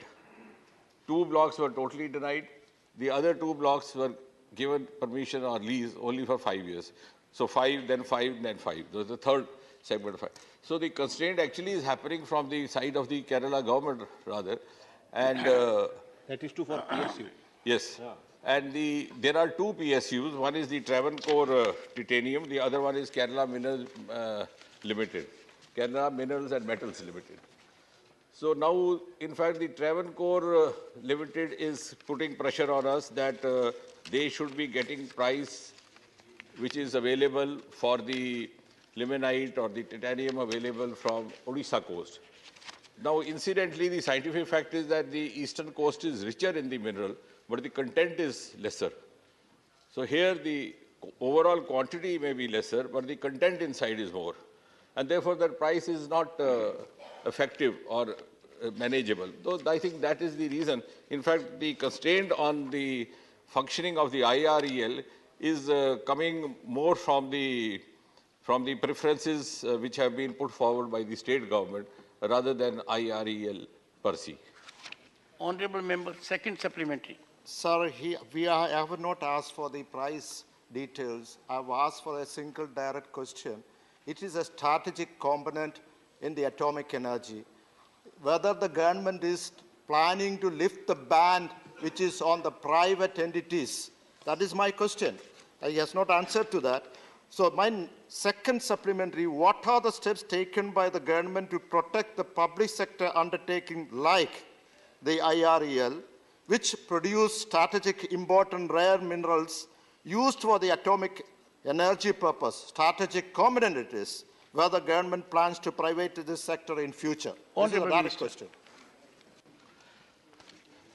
No, as I said, to add to what he was mentioning to the earlier question, there is only one private company there in Kerala to which the mineral is made available only after the government-run PSUs have exhausted their demand.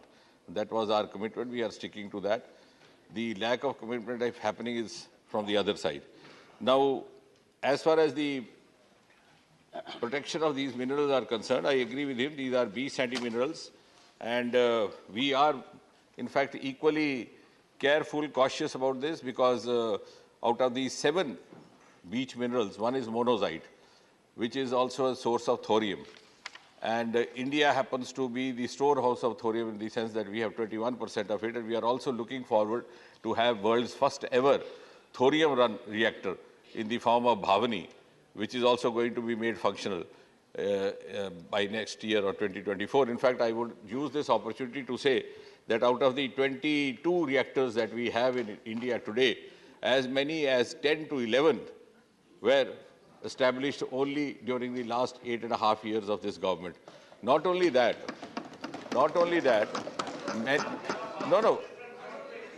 yes, but I can add to, yes, I'm adding to the answer. And secondly, what I'm trying to say is the intent of the government is so clear, so sincere and so committed.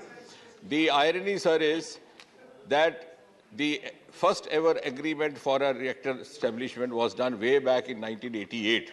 If you go back in the history, that was Kandakalam. But the construction work, and then construction work started in 2011. 2001. And till then, it had not been made functional. It was only after this government came, within 6 months, in November 2014, we made the first unit functional. Now the 4 units are already functional. So I think we are moving on a fast track, trying to make up for the lapse or the time slag of the past governments, also living up to the commitment and the national interest. We have, in fact, fortified our means and our mechanism of guarding these metals, as you were saying, referring to your question. We are not only now using the radiation methods or the radio checkposts, we are now also using space technology to detect any pilferage of these minerals happening. Dr. Fozia Khan. Dr. Fozia Khan. Unanswered question. No answer. Sir, since the Honorable Prime Minister is here, I would like to take liberty to ask a question about something which is near my neighboring district. There's एक भारत की पहली LIGO laser interferometry gravitational wave laboratory है जो हमारे औंढा नागनाथ के दुधाला गांव में एस्टैब्लिश की जा रही है और उस ऑब्जर्वेटरी का विशेषता ये है कि ये दुनिया में तीसरी लेबोरेटरी है। ये इससे पहले 2 जो है अमेरिका की बाहर है, मौजूदा हैंसफोर्ड वॉशिंगटन में और लिविंगस्टन ल्यूजियाना में स्थित है। सर 100 करोड़ रुपए ऑलरेडी इस पर स्पेंड हो गए हैं। मेरी विनंती है कि अगर ये काम हम इस G20 के वर्ष में करते हैं तो बहुत बड़ा काम हो सकता है हमारे हिंदुस्तान के लिए। ये एक बहुत फेदर इन द कैप हो सकता है। 100 करोड़ स्पेंड हो गए हैं, 1200 करोड़ इसमें लगने वाले हैं। क्या माननीय प्रधानमंत्री इस विशेष प्रयोगशाला के लिए आगे काम बढ़ाएंगे? Honorable Minister. The question of the honourable member refers to one specific laboratory. I think we'll get the update and furnish it to her because it's not directly related to the department of the question. Sri V. Vijay Reddy. Sir, thank you for the opportunity, sir. I'm very happy that Honorable Prime Minister is present. Sir, now that Honorable Minister has agreed that there is a private sector... Sir, your question. That's sir. Honorable Minister has stated in this August House that the private sector is allowed in the mining of sand minerals. Sir, since the government is allowing the private entities to engage the mining beach sand minerals like limonite sand, which are considered to be one among the 7 which are very important, the Honorable Minister has said, sir, strategic rare earth minerals. How does the government of India intend to regulate this industry, because private sector is there, so that it does not lead to unfair practices? Honorable Minister. Thank you, Chairman, sir. I think the concern of the honourable member is well taken. But he would also appreciate that if you go by the sequence of events of the last 7, 8 years or 9 years, there has been considerable improvement. There was a time around 2013-12 when most of the newspapers published from Chennai had every fortnight one or the other news reported about some smuggling happening over there. Because the irony is that out of these 7 minerals, some of the private parties would secure a license to dig out granite for building purposes. But in the garb of that, they would also take out monazite, which is actually required for the thorium, for uranium-233, and therefore for the nuclear reactors. But after this government came in, we have supplemented not only the existing safeguards, but as I said, even we have now started using the other means like space technology, because through space technology, through satellite imaging, you can determine the different shades of the minerals, and any suspicious activity happening there can be detected. Thirdly, I would also again, coming back to what I was saying in response to the first question, the law and order also pertains to the state government. So we are repeatedly requesting the concerned state governments to be more cooperative, because the police deployment and the other features are under their control. But we are very cautious about it, and regardless of whether it is a private party or a public sector unit, I think the caution remains the same. Shri Ilamaram Karim. Thank you, sir. The strategically important rare earths are available at seashore. Kerala seashore, as you said, it is thickly populated. Whether government has conducted any ecological study, what will be the impact of private concerns mining at the seashore? Whether government has conducted any study? If yes, will you provide a copy to members? If not, before giving permission to private hands for mining, a proper study on ecological impact should be conducted. Honorable Minister. I think the honourable member's concern is well taken, but I would like to share with him that this is something which is been there right from the beginning. And we have something called Atomic Energy Regulatory Board, which is the overall umbrella under the aegis of which the IREL also functions. So not only this, even in other issues like this, which require to be guarded or to be monitored, I think the due exercise is done. And wherever the mining is done, in fact, I would rather solicit the support of the cooperation of the public representatives, because some of the places we get undue apprehensions being created in the public mind when we undertake a project. Like, for example, we have a huge source of uranium in northeastern state of Meghalaya, which got stuck up. In Rawalbhata, we were about to put up a plant which has been stuck up for the last 2-3 years or so. And therefore, all the due caution is taken wherever this mining is done, or even the reactor is set up. But it's only the apprehension which happens. Sometimes somebody says that there will be now epidemic of cancers happening or something like that. Though we have provided them studies to the contrary, we did a small in-house survey to see how many scientists working in Bhava Atomic Center died of cancer due to radiations. And you would be surprised, we found none. There were only 2 or 3 unnatural deaths happening, and 1 or 2 cancers which were not related to radiation. So I think it's a responsibility of all of us to allay these fears. In some of the foreign countries now, the mining and the reactors are being established even in the residential colonies or in their close vicinity. Shri, question number 77, Shri Mohammad Nadimul Haq. Question number 77. Sir, a statement is laid on the table of the House. Supplementary one. Sir, the Comptroller and Auditor General of India has pulled up the Ministry of External Affairs for revenue losses and improper financial management in a recently released audit report. So my question is, does the ministry have any planned compensation mechanism in order to recover the revenue losses of rupees 58.23 crores occurred because of misapplication of fees in the OCI card scheme? Honorable Minister. Sir, I would like to inform the Honorable Member through you, sir. The Ministry of External Affairs extends a number of consular services for passports, visas, consular services, attestations, OCI, PIO. Each of this is a charged service. Now, because these are rendered outside the country, there are rate of exchange issues which come up. Now, these are all services which came up at different points of time. So, typically they were handled, the instructions in each case were sent individually.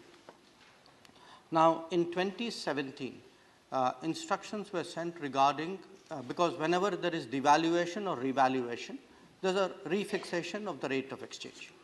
In 2017, instructions were sent regarding refixing of the rate of exchange. Now, the CAG paragraph, sir, and I want to say here that my own experience of audit and of CAG, I believe they are a very essential part of good governance. They help us to look at imperfections in our process. So, CAG brought to attention two sets of issues. One related to UK. Now, in the case of UK, there should have been, according to the CAG report, a 23% increase in the fees which were charged. But our mission in UK took the view at that point that this would have a very dampening effect on the tourism from UK to India, and therefore limited it to 10%. So they did it for what they considered to be policy reasons.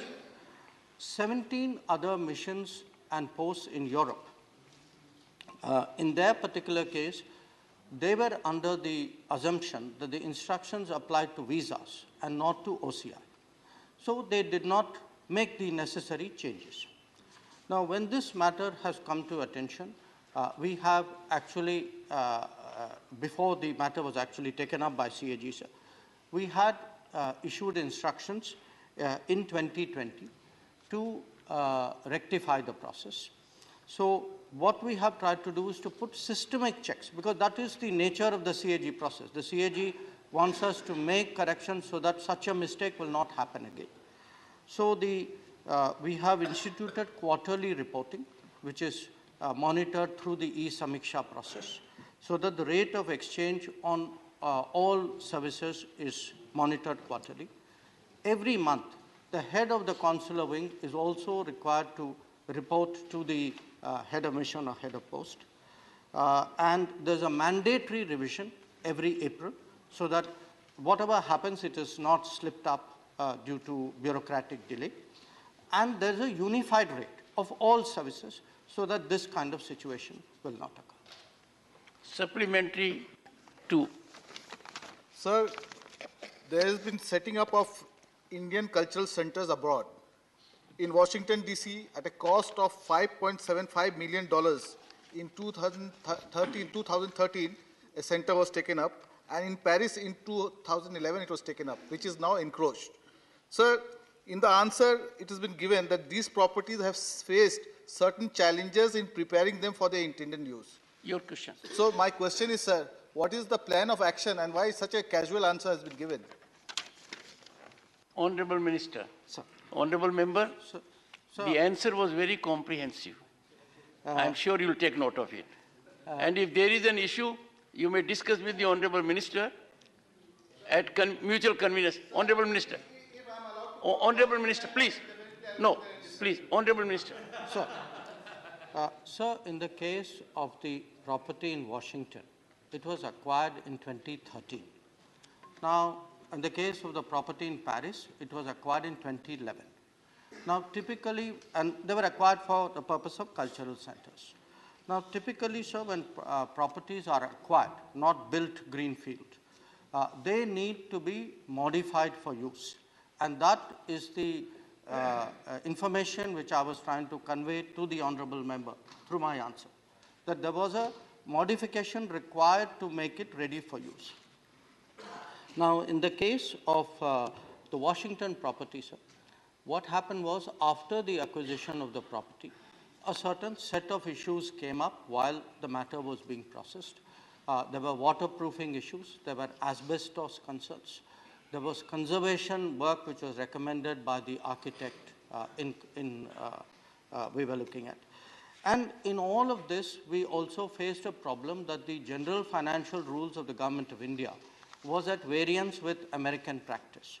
For example, our rules require us to take earnest money deposit, to seek a performance guarantee bond, to seek retention money, and these are not American practices. So by the time we resolved this, we actually had two issues then which came up. One, the Americans made us an offer of additional land in Washington, D.C. So then this raised a question whether we should go ahead with this project or whether we should be looking at the new land offer, which we got in 2019. The second issue was COVID, because of COVID, everything was at standstill for 2.5 years. So I would like to assure the member that since we have a property, we are giving instructions for its usage by the embassy so that a government asset is not rendered infructuous. Now, regarding the property in Paris, sir, we had, again, some very peculiarly French problems. One was the tendering practices in France are very different from ours. They do not allow a general contractor who has overall supervision. So they insisted that the tender had to be split up into 15 packages, which were awarded to 10 different companies. Now, it was unfortunately, sir, a problem that one of the companies, which was in charge of structures, partitions, ceiling, and facade, went bankrupt.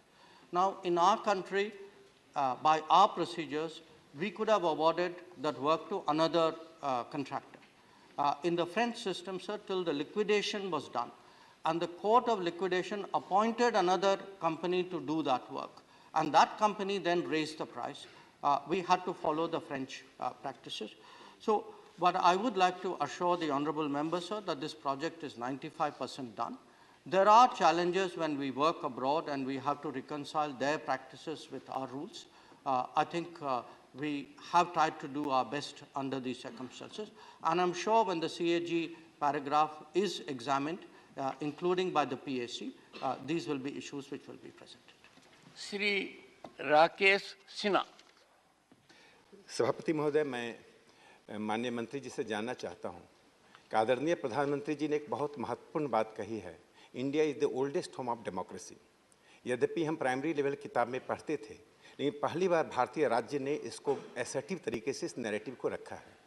क्योंकि जब हम देखते हैं US में, तो white house में लिखा रहता है कि our founders looked at the oldest democracy, that is Greece. So this is unsettling the entire civilizational discourse. तो क्या मंत्री जी बताएंगे कि ये जो हमारे कल्चरल सेंटर हैं, वह विदेशों में डेमोक्रेसी के ऊपर डिस्कोर्स को महत्वपूर्ण विश्वविद्यालयों में जैसे हार्वर्ड हुआ, कैम्ब्रिज हुआ, शुरू करेगा? माननीय मंत्री जी। Sir, I would like to inform the honourable member through you that this matter has been discussed by us with the Indian Council of Cultural Relations.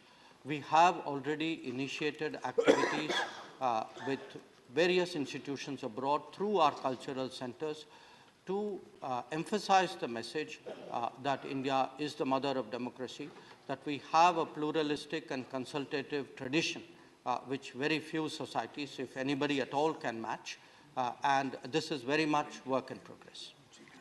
Shri P. Bhattacharya ji. I would like to know, Honorable Minister, as you have said that in Paris and Washington, the Indian Cultural Center facing some sort of problems, etc. I would like to know from you, besides this Washington and Paris, how many other countries we have this type of cultural center and who are actively functioning of spreading the Indian culture in other part of the world? Honorable Minister.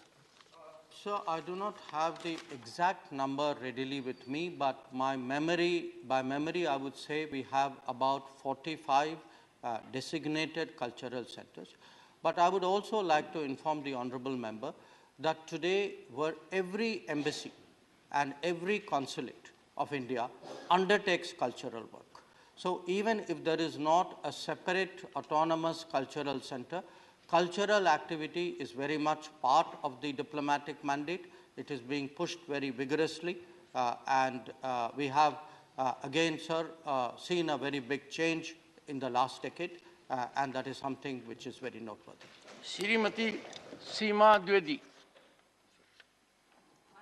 महोदय, जो सवाल हम करना चाहते थे माननीय सिन्हा जी ने किया और बहुत अच्छा उसका उत्तर आया। मैं धन्यवाद देना चाहती हूँ माननीय मंत्री जी को, मुझे मेरे प्रश्न का उत्तर मिल गया। Question number 78, Shri Johar Sarkar. Honorable Minister. Statement is laid on the table of the House. First supplementary. Sir, I asked for a specific question, specific reply to the ongoing differences between the Supreme Court and the executive. We as the legislature have the right to ask these questions, but what I get by way of reply is it requires consultation. Of course, we know it. And differences of opinion, if any, are mutually reconciled. So am I to understand that all differences are mutually reconciled? And in the same sentence, you have used the word that only the appropriate person is appointed as the judge. Please ask your supplementary. Sir, वही supplementary मैं पूछ रहा हूँ. Please, please. Do you consider Victoria Gowrie's appointment to be really an appropriate person, one who has been accused in public of casteist remarks, of remarks against minorities? Some decorum. An honorable judge who has been duly appointed through a process. I don't think we as honorable members here should be casting aspersions of this nature. Sir, I seek your indulgence. I ask because this is in the public domain. Everybody on earth knows that Victoria Gowrie's opinions have been challenged by the different majority. Honorable member. You cannot wish it away saying that this is not proper. Honorable member. Honorable member, please. The three wings of the state, legislature, executive and judiciary, they have to act in tandem and togetherness, and we must have mutual respect for them. All three ultimately have to get together to fructify our goals. When it comes to judiciary, with respect to which a judgment of the highest court has already come, I'm sure that issue should be kept away.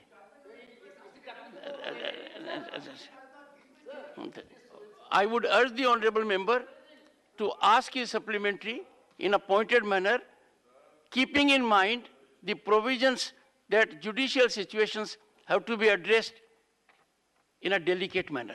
Please. With delicacy, I am saying. No, you are making reference, honorable member. Sir, I am saying. No, you are making reference to an individual who is not a member of the House. Sir, you are making reference on which the honorable president has issued a warrant. This is a of appointment. Thing known the Supreme Court has taken already a view on that. Whatever be it, mistakes happen. Honorable Minister.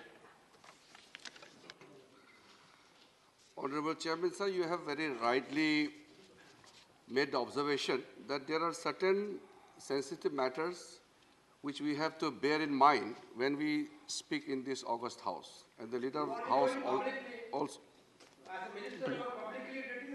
You have been not called by the chairman to speak. Sir, the question the honorable member has raised, honorable member is a former senior bureaucrat, so I expect that he need not be told the rules and regulations and decorum. However, his question was very specific. He was asking about the conflict between judiciary and executive. Now, this is a vague kind of question.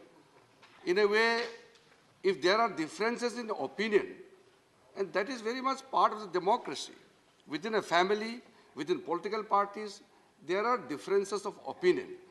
So when there are differences of opinion, there are ways to make solutions to that also. So his question was not anything which he wanted to know from the government in terms of any figures, facts. Honorable member, second supplementary. The minister has not replied correctly. I asked for sharp points of difference, not conflict. So don't put words in my mouth. I asked for sharp points of difference. That has not been responded Honorable to. Minister. And sir, one more, sir. One more to this. that he has mentioned about 127 proposals of High Court judges that are lying vacant. When will they be taken up? Honorable 18 Minister. proposals have been rejected. Honorable Minister. Sir, while I am speaking in this House today, there are 210 vacancies in various high courts. In terms of the numbers of the vacancy, I can say that once the names are recommended by the collegium, 3 members collegium in the High Court, then it proceeds as per the laid down procedure in the memorandum of the procedure. Shri Sushil Modi. So, sir, these 210 names, he is asking about the vacancies. We have not received the proposal, so there's no question of any sharp differences. Shri Sushil Modi. सती महोदय, मैं माननीय मंत्री महोदय से जानना चाहता हूं कि ये बात सही कि 6 जनवरी 2023 को भारत सरकार ने चीफ जस्टिस ऑफ इंडिया को एक पत्र लिखा है और जिसमें यह आग्रह किया कि सर्च कम इवैल्यूएशन कमेटी में भारत सरकार का और राज्य सरकारों का प्रतिनिधि रखा जाए, जिसके द्वारा कॉलेजियम जो जजेस की नियुक्ति की जा सके। Honourable minister. और उसकी क्या स्थिति है? Honourable minister. सर, आपको इस चीज़ का विदित होगा कि 2015 में जब सुप्रीम कोर्ट का कॉन्स्टिट्यूशन बेंच ने इस हाउस के द्वारा पारित किया गया, यूनानिमसली जो पारित किया गया एनजेएसी और 99th कॉन्स्टिट्यूशन अमेंडमेंट एक्ट दोनों को स्ट्राइक डाउन किया था, तो उसमें कुछ ऑब्जर्वेशंस किए थे और कुछ डायरेक्शंस दिए थे। उसी डायरेक्शन के मुताबिक और उस डायरेक्शन में क्लियरली लिखा है कि जो एग्जिस्टिंग एमओपी को सप्लीमेंट किया जाए, इम्प्रोवाइज किया जाए, और उसी में ये भी कहा गया कि सरकार को पहल करना चाहिए कॉलेजियम के साथ। उसको फॉलो करते हुए मैंने एक पत्र लिखा, लेकिन उस पत्र को कुछ समाचार और पत्र में या किसी एक फोरम में गलत तरीके से पेश किया गया, तो ये न्यूज़पेपर के आधार पर अगर हम लोग यहाँ बात करेंगे तो ये ठीक नहीं रहेगा sir. Shri Tiruchi Shiva. Thank you, Chairman, sir. Sir, my question is very simple but very important. Would the government consider the possibilities of introducing the reservation policy in the appointment of judges? Honorable Minister. Sir, as per the existing policy and provision, there is no reservation in the Indian judiciary. However, I have already reminded all the honorable judges, especially the collegium members, to keep in mind while recommending the names to include the members from backward communities, women, and other categories which are not represented adequately in the Indian judiciary. Shri KTS Tulsi. Honorable Chairman, sir, thank you very much for giving me this opportunity. It's an important issue, and I want to place before this House and before the Minister the statement made by Mr. B.R. Ambedkar with regard to the appointment of judges. It's very important.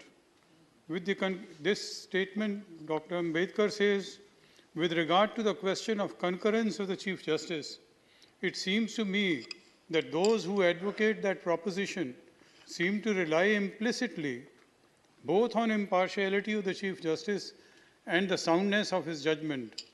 I personally feel no doubt that the Chief Justice is an eminent person, but after all, the Chief Justice is a man with all the failings, all the sentiments, and all the prejudices which we as common people have. And I think to allow the Chief Justice practically veto on the appointment of judges is to transfer the authority to the Chief Justice, which we are not prepared to do, which we are not prepared to veto. Then there is Justice Krishna Iyer, who has expressed himself. This is in public domain. Your question to the Honorable Minister. No, my second question, with regard to the same issue, is the quotation from Justice Krishna Iyer on the appointment of judges. And Justice Krishna Iyer says, there is no structure to hear the public in the process of selection. No principle is laid down. No investigation is made. And a sort of anarchy prevails. Is Honorable that right? Minister.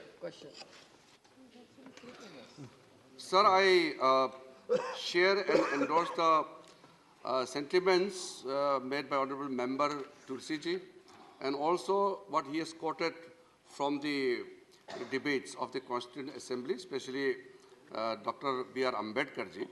However, we all know how the provisions of the Constitution got changed, especially in the second judge's case, which is known as the Advocates on Records Association versus Union of India case. And that where the word consultation was transferred and changed as concurrence. And further, the President reference was made to seek clarification on the exact meaning of the consultation. And it was elaborated and further expanded in 1998 by introducing the collegium system. So what was transpired in the Constituent Assembly and what was being introduced and which we still practice, there is a big shift. But however, since we are not discussing about the judicial appointment and the matters related to, it will be difficult to respond to the quotes which honorable member has made, especially about Justice Krishna Question Iyer number and 79, Shri Mujibullah Khan. 79.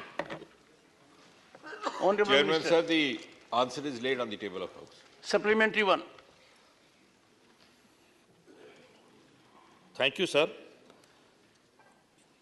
मैं राज्यसभा आने के बाद sir ये पहला star question मेरे भाग्य में पड़ा है। सप्लीमेंट्री। और मेरा सौभाग्य है कि माननीय प्रधानमंत्री जी आज सदन पर मौजूद है, उनके उपस्थिति में मेरे को पूछने का मौका मिला है। मैं माननीय मंत्री महोदय से जानना चाहता हूं कि जो पावर रिएक्टर्स मध्य प्रदेश, राजस्थान, हमारे कर्नाटक और हरियाणा, ये 4 राज्यों में चल रहे हैं। माननीय मंत्री जी उसमें आंसर दिए हैं कि 2031 को ये रिएक्टर्स कंप्लीट होगा। तो मैं माननीय मंत्री से ये जानना चाहता हूं कि ये सब प्रोग्राम कब शुरू हुआ था, ये रिएक्टर्स का काम कौन से साल में शुरू हुआ था और कब खत्म होने के लिए टाइम उसका फिक्स किया गया। ऑनरेबल मिनिस्टर, इस बीच में अगर टाइम ज्यादा चले गया है तो कितना हमारा और पैसा एक्स्ट्रा लगा, नुकसान कितना हो रहा है। सभापति महोदय, आदरणीय सदस्य का अभिनंदन है और जो उन्होंने प्रश्न किया उसका उत्तर तो उनको उपलब्ध करवा दिया गया, लेकिन इसमें कोई अनावश्यक विलंब नहीं हुआ है। वास्तविकता ये है कि सन 2017 में मंत्रिमंडल की ओर से स्वीकृति दी गई थी और कुल मिलाकर के 1,05,000 करोड़ की लागत से ये सारे प्रोजेक्ट्स बनने हैं, जिसमें 2 रिएक्टर कर्नाटक, 2 हरियाणा, 2 मध्य प्रदेश, 2 राजस्थान। अब 2031 का जो लास्ट डेडलाइन है वो फेज्ड मैनर में है। उसका अर्थ ये नहीं है कि सारे के सारा फंक्शनल उसी साल में होगा, धीरे धीरे फेजेज में ये काम चलेगा, लेकिन ये निरंतर इसकी प्रगति हो रही है। क्योंकि इस सरकार का सन 2014 के बाद प्रधानमंत्री मोदी जी के नेतृत्व में हमने अनेकों ऐसे कारण जो पहले विलंब पैदा करते थे उनकी भी चिंता की है और इसीलिए आपको जानकर के खुशी होगी और आदरणीय सदस्य को भी कि 2013-14 में जब ये सरकार आई थी तो हमारे यहाँ कुल मिलाकर के जनरेशन जो एटॉमिक एनर्जी की होती थी वो थी 35,333 मिलियन यूनिट, जो आज बढ़कर के 47,112 हो गई।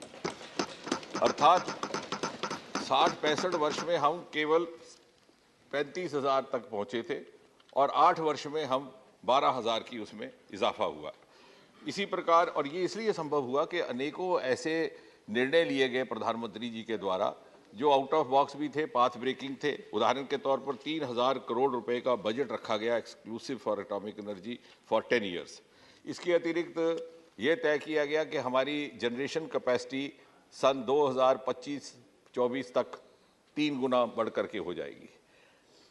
अक्सर ये हमारे रिएक्टर प्लांट्स और न्यूक्लियर प्लांट्स सीमित थे दक्षिण के कुछ राज्यों तक या पश्चिम महाराष्ट्र में, उनको देश के दूसरे हिस्सों में भी ले जाने का काम शुरू हुआ। जहां हम खड़े हैं इससे कोई 150 किलोमीटर की दूरी पर हरियाणा में गोरखपुर नाम के स्थान पर हमारा एक प्रोजेक्ट अगले 2 वर्ष के भीतर वो भी फंक्शनल हो जाएगा। इसके अतिरिक्त ये पहली बार इस सरकार के द्वारा हुआ, 2017 में जिस साल ये प्रोजेक्ट अप्रूव हुए उसी साल 10 इंडिजिनस प्रोजेक्ट्स पूरे आत्मनिर्भर के मंत्र पर आधारित अप्रूव किए गए इन अ बल्क अप्रूवल। इतना ही नहीं, हमें दिक्कत आती थी फाइनेंशियल कंस्ट्रेंट्स की।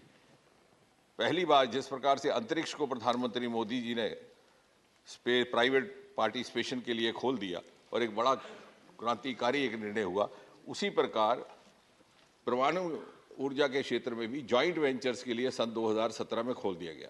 और मुझे खुशी है इस सदन के साथ ये बात साझा करते हुए कि वर्तमान में हम इस प्रकार की 2 जॉइंट वेंचर्स में काफ़ी अच्छी तरह से प्रगति कर रहे हैं। एक हमारी NTPC के साथ है, जो नेशनल थर्मल कॉरपोरेशन है, और दूसरा इंडियन ऑयल के साथ। तो कहने का तात्पर्य ये कि बहुत तीव्र गति से, यदि आप मुझे कहें तो मैं कुछ और भी, लेकिन शायद समय की मर्यादा रहेगी। Honourable member, second supplementary.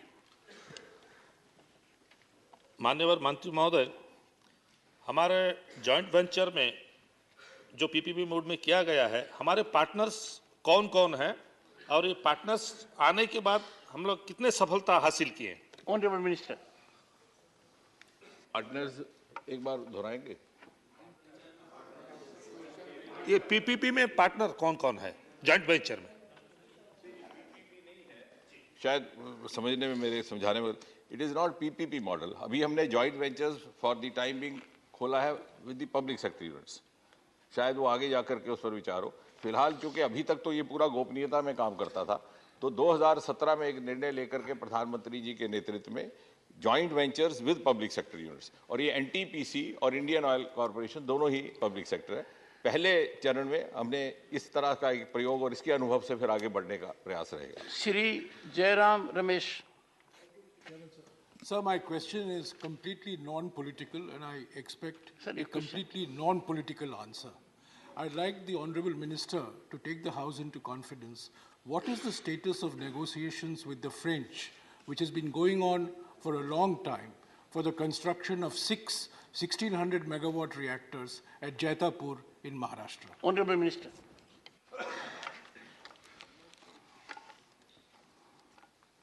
No, I think the question, as desired by the honourable member, he has desired a non-political response. But the question itself is laced in politics, because so much of the conflict of the views on the two sides happened because of certain geopolitical reasons. But we are very earnestly trying to sort it out, and we are moving forward. Question number 80. Shri Kanak Medala Ravindra Kumar. Absent. Honourable Minister. Honourable Minister.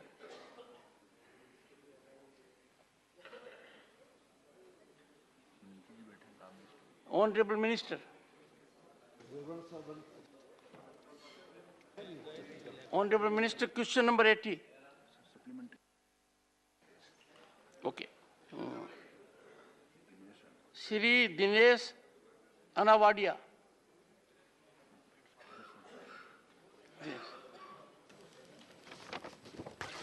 धन्यवाद माननीय सभापति महोदय जी। मैं गुजरात से आता हूँ और आपके माध्यम से माननीय मंत्री जी से ये जानना चाहता हूँ कि 1 फरवरी 2023 की स्थिति में गुजरात के उच्च न्यायालयों में विलंबित मामलों का ब्यौरा दीजिए। Honourable minister.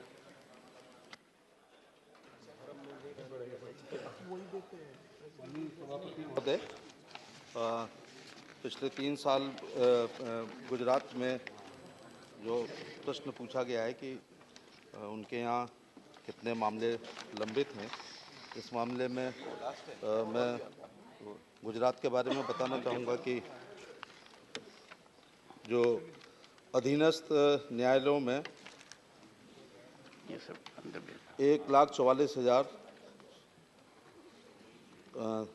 14,47,459 मुकदमे जो है लंबित हैं, और जहाँ तक गुजरात में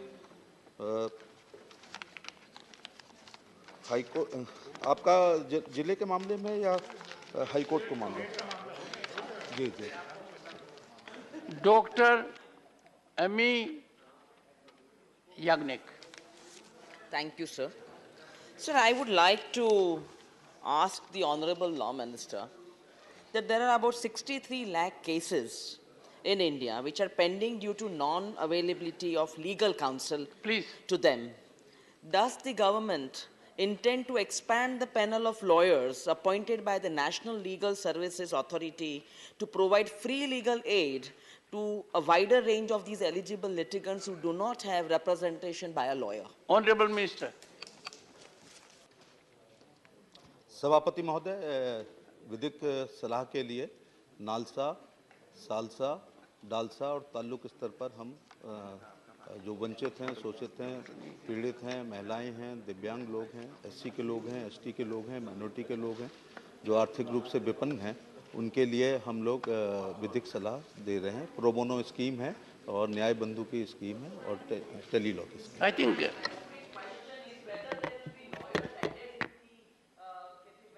Also, will appoint more lawyers for these kind of people. It was not audible, but response I is think there. the answer was not correct. And you both being from this, you can get in touch with the Honorable Minister. So the intention is to come from the Honorable Law Minister.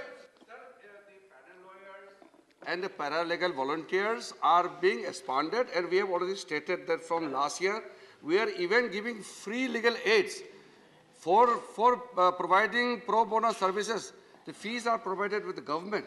This is a great effort to ensure that poor people get justice at a very, very cheap rate or free, of course, if possible. It required a high decibel response.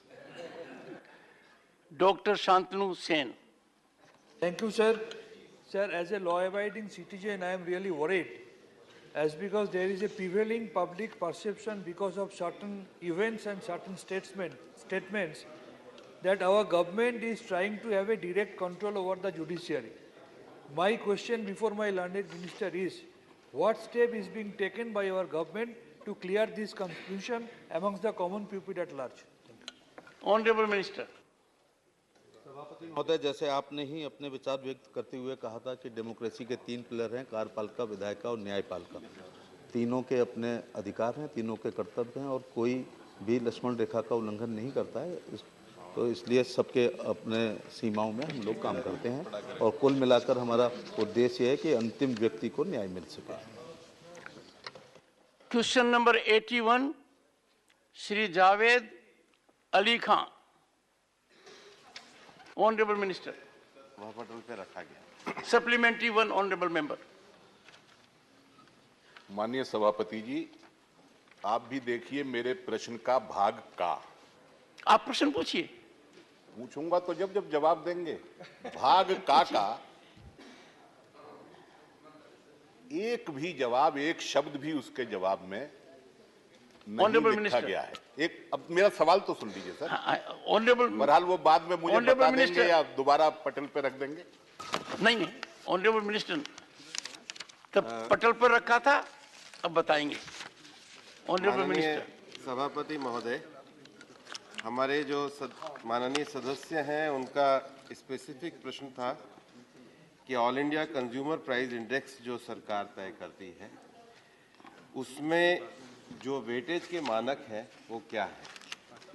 All India और मैं उनको ये बताना चाहूँगा, कि इसके जो मानक हैं 1941 से प्रक्रिया शुरू हुई है। श्रम मंत्रालय के द्वारा 2016 के इंडेक्स को बनाया गया है। हमने 2016 के इंडेक्स के 16 का जो इंडेक्स बनाया उसमें मानकों में वृद्धि करी है। उसमें जो यूनियन और स्टेट जो संख्या थी उसको 25 से बढ़ा करके 28 किया है। कवरेज जो 78 था जो सेंटर्स का उसको बढ़ाकर 88 किया है। इसके अतिरिक्त उसके कवरेज के जो मार्केट्स जो क्षेत्र थे उनको हमने इंक्रीज़ किया है और उसके साथ ही साथ सैंपल साइज़ को भी बढ़ाया है। ये जो मानक इकट्ठे किए जाते हैं ये मानक औद्योगिक जगत के जो 7 क्षेत्र हैं उन विभिन्न क्षेत्रों से किए जाते हैं और अब उसमें पहले 392 उसमें कमोडिटीज़ थी, उनको बढ़ाकर अब 465 किया गया है और उसके द्वारा ही इस वेज का निर्धारण होता है। Honourable member second supplementary. Sir, अगर आप मेरे प्रश्न से और उत्तर से संतुष्ट हैं तो फिर मजबूरी में मुझे भी संतुष्ट होना पड़ेगा, क्योंकि आपका आदेश तो please ask your supplementary. Sir माथे है। मैं माननीय मंत्री जी से ये जानना चाहता हूं कि वित्त मंत्रालय के अनुसार मई 2022 में जो थोक मूल्य सूचांक WPI महंगाई का था वो पिछले 30 वर्षों में सबसे अधिक था, लेकिन जो हमारा लेबर ब्यूरो है शिमला, उसके अनुसार महंगाई भत्ता 3 से 4% तक ही बढ़ रहा है। क्या मंत्री जी ये बताने का कष्ट करेंगे कि आइटम्स का वेटेज परसेंटेज तय करने में कुछ उसे घटाया बढ़ाया जाता है हर बार, ताकि महंगाई भत्ता जो है वो कम देना पड़े? माननीय मंत्री जी, मुझे लगता है कि सरकार बहुत पारदर्शिता के साथ कार्य करती है और हमने उस पारदर्शिता को बढ़ाने के लिए मानकों के स्थान, सैंपल का साइज और सारी संख्याओं को बढ़ाया, जो मैंने अपने पूर्व उत्तर में दिया गया है। और ये मानक 1941 से लगातार किए जा रहे हैं और इसलिए उस पारदर्शी प्रक्रिया को हम पूरी तरीके से सबके सामने रखते हैं।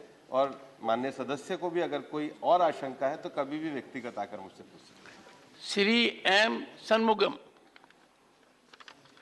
Thank you very much, sir.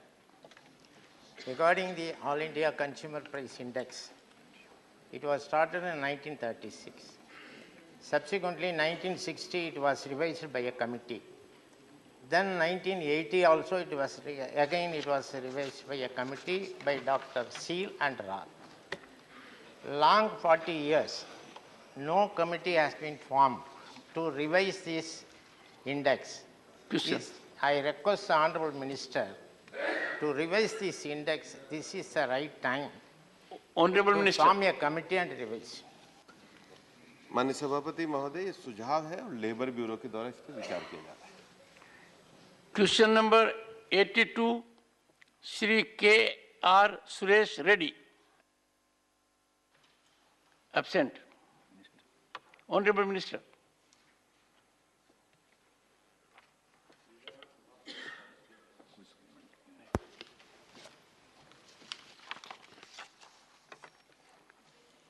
Question number 83, Dr. Fozia Khan. Question number 83, sir. उत्तर सभा पटल पे रखा गया। Honorable Member Supplementary 1. Sir, I want to ask the minister through you, that these animals from the forest, they come into non-forest areas, and the farmers, to protect their crops, they put up these fences illegally electrified. And because of that, so many tigers and leopards and even humans are being killed. So, because the farmers have to protect their fields, sir, my suggestion to the government would be, can they come up with a scheme where DC current fences are given to farmers, the way you give solar panels and all that. So with this, the farmer's farm will also be protected and animals and humans will also be not Honorable killed. Minister. माननीय सभापति महोदय, माननीय सदस्य ने सही कहा है कि दिन प्रतिदिन हमारे जो ह्यूमन एनिमल जो कॉन्फ्लिक्ट हो रहे हैं उसके कारण इस प्रकार की घटनाएं घट रही है, उनकी संख्या भी मैंने दी है। जहां तक आपने सुझाव दिया है, निश्चित रूप से हमारे विभाग के द्वारा 6 फरवरी 2021 को एक व्यापक गाइडलाइन सभी स्टेट को दी गई है। हमने सभी राज्यों से कहा है कि जिला स्तर पर चूंकि विभिन्न प्रकार के डिपार्टमेंट इसके अंतर्गत इन्वॉल्व होते हैं, उनकी कोऑर्डिनेशन कमेटी बनाई जाए। पर्टिकुलर जो हॉट स्पॉट्स हैं, जहां पर सबसे ज़्यादा इंसिडेंट होते हैं, उनको आइडेंटिफाई किया जाए। और उसके साथ हमने वन विभाग के साथ ये भी स्थानीय प्रशासन को कहा है कि हम जॉइंट पेट्रोलिंग भी आपके साथ डिस्ट्रिक्ट एडमिनिस्ट्रेशन के साथ कर रहे हैं, ताकि जो घटनाएं घटती हैं। लेकिन हम जानते हैं कि इसमें जो सबसे ज़्यादा जरूरत है पॉइंटेड रिस्पॉन्स। हाँ, हम जो सबसे ज़्यादा जानते हैं कि पब्लिक पार्टिसिपेशन की बहुत ज़रूरत है और कुछ जगहों पर विशेष रूप से जो एलिफेंट्स वगैरह हैं, वहाँ अर्ली वार्निंग सिस्टम जो है उसकी भी व्यवस्था हमने की है, 6 फरवरी 2021 की गाइडलाइन में कंप्लीट विस्तार से सब विषयों को Honorable Member, second supplementary. Sir, my question was about having a scheme for Ma'am, DC current where the census. second supplementary? My second supplementary, sir, is that in all states, particularly in Maharashtra, this pyramid which is there of the forest department, where administrative positions have to be at the top and executive positions down below, it is being reversed. Executive positions, the people who go to farms to actually, to the forest to actually safeguard it, is becoming less and less, and administrative positions are being expanded unnecessarily by giving additional charges. Honorable Minister. So, sir, I just want to ask the Minister whether if people don't go to the headquarters, they don't stay at headquarters, what will the government do about it? Because Honorable this is Minister. the reason why all this... Why isn't she there either of the day? What is he talking about? आज प्रधानमंत्री जी का day है वहाँ question का प्रधानमंत्री जी वहाँ गए हैं इसलिए जितने भी मेंबर जो राज्यसभा के मेंबर हैं वो वहाँ प्रेजेंट हैं क्वेश्चन डे के कारण वो आ रहे हैं वो दोनों आप ये बताओ वित्त मंत्री जी बैठे हैं ये मत को जवाब behalf of finance minister I am sitting here she is in Rajya Sabha honorable prime minister is there includes in वहाँ the पे minister भी नहीं रहते हैं दूसरी बात है sir the other minister railway minister whose budget also comes up on this he is also not there. These are all big people. They don't care. Otherwise, Lok Sabha has full power as far as budgets are concerned. दोनों नहीं है ये मजाक है क्या नहीं railway minister should be present to listen to our objections. Sir, I speak on the budget discussion. Before I go to my main demands, I want to mention 2 points regarding our state of West Bengal. The West Bengal has been deprived of its share of NREGS funds. 7,300 crores are spending from the center. Along with Sudip Bandyopadhyay, we all went and met the rural development minister. Our local minister went and met him. He said everything is all right. Still money is not being released. He also belonged to a rural area. Just imagine the situation in the rural economy. If total NREGS funds are stopped, people will be starving. And this is... Huh?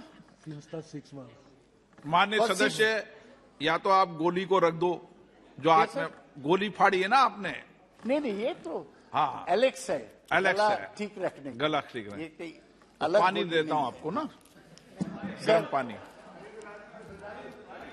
प्रधानमंत्री जी के तरह वो तो पानी पीते हैं मैं Alex खाता हूँ गर्म पानी हाँ ऐसे गैलेक्स खाना गोली खाना सदन में अलाउ नहीं है सर मैं this is for the health, sir. For health. Now, I demand that the money for NREGS for West Bengal should be released immediately. And the government should give up its cruel attitude. Number 2, I have to speak something about railways. The finance minister made a big hue and cry that he has given 11,000 crores to West Bengal for unfinished projects. But nothing is finishing. He will earn name as a railway minister who's very smart. He is starting Vande Bharat trains so that PM can go and inaugurate. These have no long-term benefits. And in West Calcutta metro system, he is inaugurating truncated lines. That is, there is a line from Behala to Bibadibag. He goes 1/3 and inaugurates up to Joka to Taratala. So I demand that whatever railway projects he is doing, let him complete them instead of inaugurating truncated lines. Sir, I wanted to speak on the budget. Nirmala Sitharaman herself called her budget beautifully balanced. I have never heard a finance minister praise her own budget. She is saying India said to be $5 trillion economy, budget beautifully balanced. I'll talk about the balance later. But it's unfortunate that the finance minister budget speech does not mention the words unemployment, poverty, inequality, inflation, or equity anywhere in the speech. So even if it is beautifully balanced, it is that of an accountant. This budget has no vision about the future, and it is not futuristic, but opportunistic, anti-people and anti-poor. This is what Mamata Banerjee said about the budget. Sir, unfortunately, as soon as the finance minister presented his budget, the next day, an avalanche took place. Avalanche of what? Hindenburg research report. One short-selling firm from America, they released a report about a company in India. I will not name the name. Sir, when we were small, after sunset, we could not use the word sap. My mother used to say, don't say sap, say lata, lata. So now there is a new word. We cannot mention somebody's name. We have to a company, this company. But this company is everything. We can't mention the name. Just like my mother told me when I was young, living in a village. Snake we could not mention.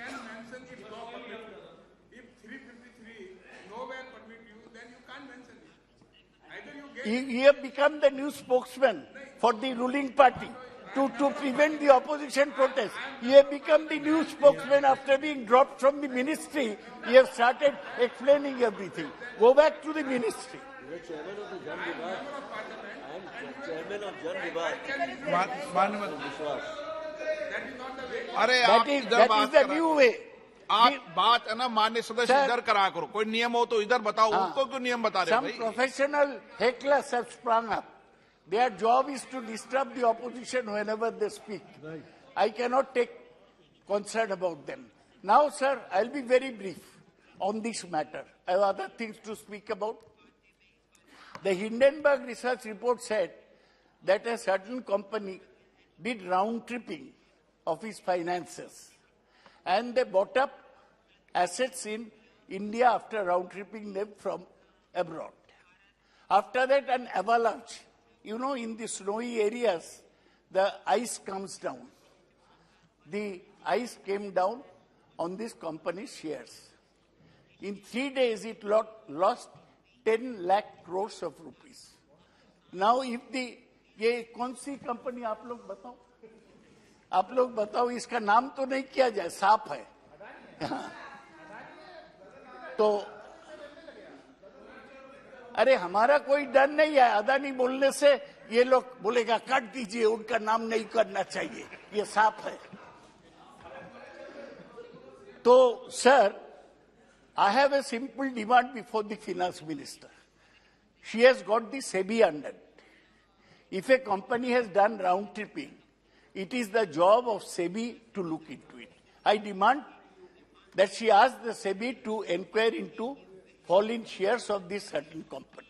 Also, the Enforcement Directorate, ED, matter of fear for the opposition, is also under the finance minister. They are investigating each and every opposition politician. Why the ED is not investigating the affairs of this company? Because he is not in opposition. He is not in opposition. He is not in opposition. Yes, very right. Lalanji is first-class leader from Bihar, president of the JDU. He is supporting me, and I thank him for the same. So now, I'll call this budget basically an anti-farmer, anti-poor, anti-rural areas budget. You know what they have done? They have reduced allocation for MG NREGA. क्या है? क्या? तुम्हारा divorce हो गया? आप माननीय सदस्य disturb अच्छा ठीक है.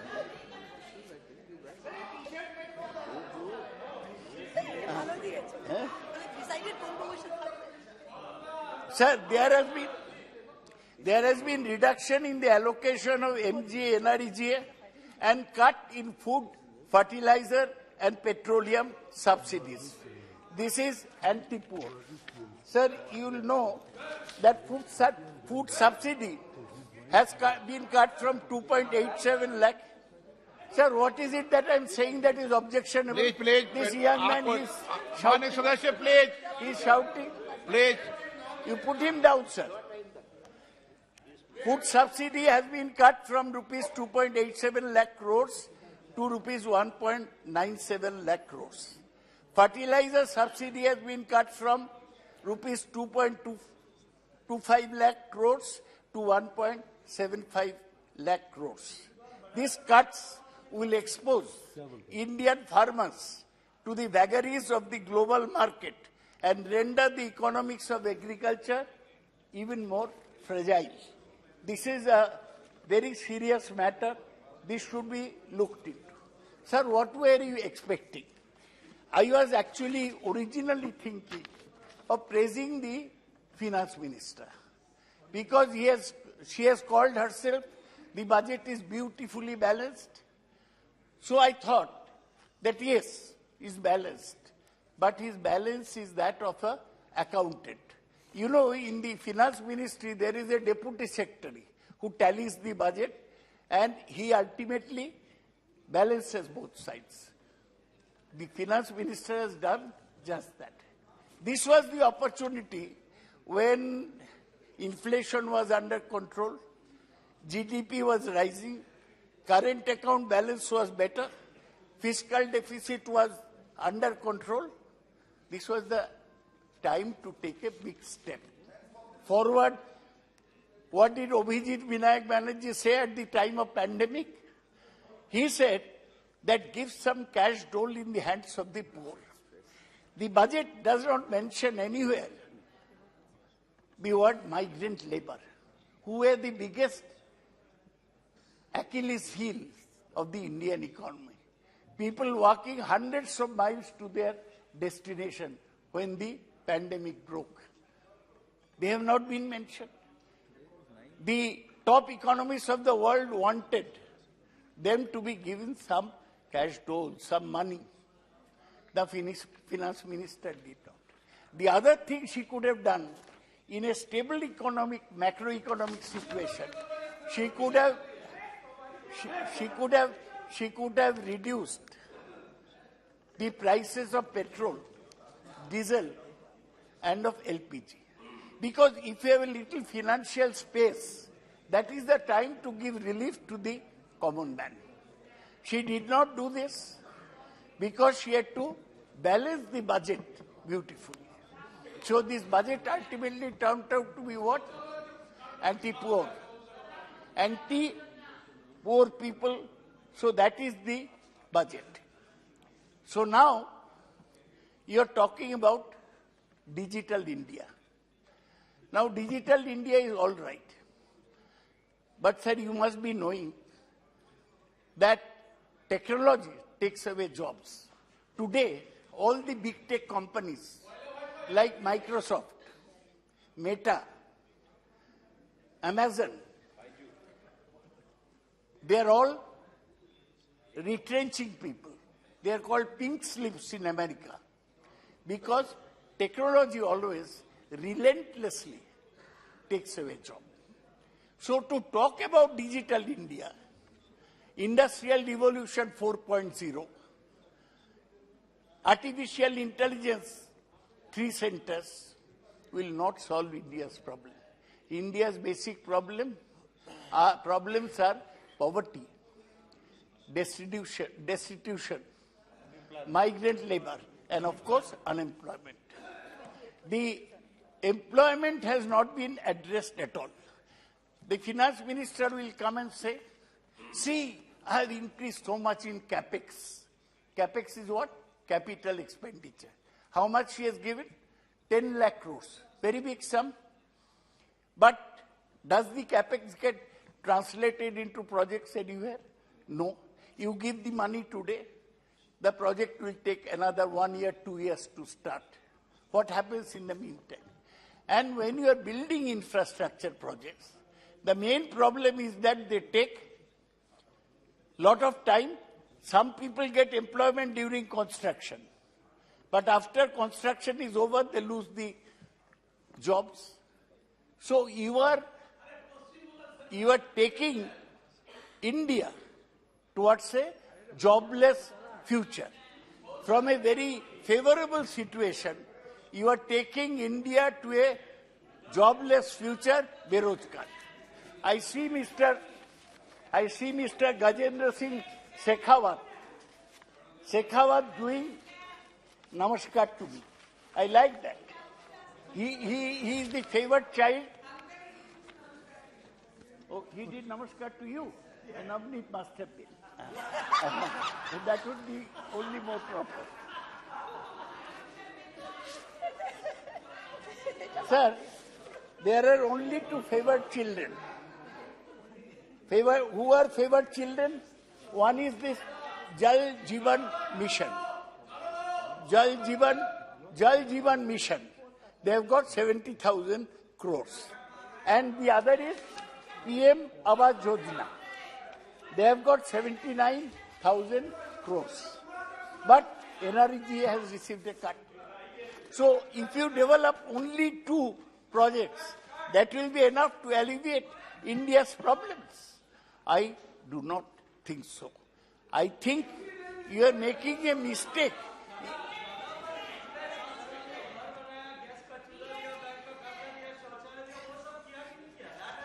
सुनिए ना आप जो किए हैं मेरे पास ये है आप क्या क्या किए हैं जो नहीं किया है वो बोलना मेरा काम है जो किया है वो बोलना आपका काम है जो बोला है सुनो दादा आप इतने वरिष्ठ सदस्य आज सुप्रिया जी से गाइड हो रही हैं क्या सब मेरे अच्छे दोस्त हैं ये समझते हैं बुढ़ा आदमी बोल रहा है इसको मदद किया जाए ये सब लोग मदद कर रहे हैं जो किया वो बोलना आपका काम है जो नहीं किया वो मेरा काम सर तुम पूरा पागल है तुम बैठ जाओ तुम्हारे बीबी भाग गया तुम पूरा पागल है ये हटा दिया माननीय स्पीकर साहब दादा को नवनीत जी ने नमस्ते नहीं किया इसलिए उन्होंने सुप्रिया जी का सहारा ले लिया Sir, the other thing is, do you remember, ये प्राइम मिनिस्टर ने प्रॉमिस किया फार्मर्स इनकम 2022 में दोगुना हो जाएगा आपको कोटा में भी तो फार्मर है उनका इनकम दोगुना हुआ नहीं हुआ sir they promised that by 2020 everybody will have a house everybody कहाँ सब लोग का घर हुआ आप बोलते हैं प्राइम मिनिस्टर स्वरोजगार योजना उसमें सब लोग का घर मिल जाएगा घर नहीं मिला सर ये जुमला का सरकार है एक साल एक सवाल उठाते हैं एक साल अच्छा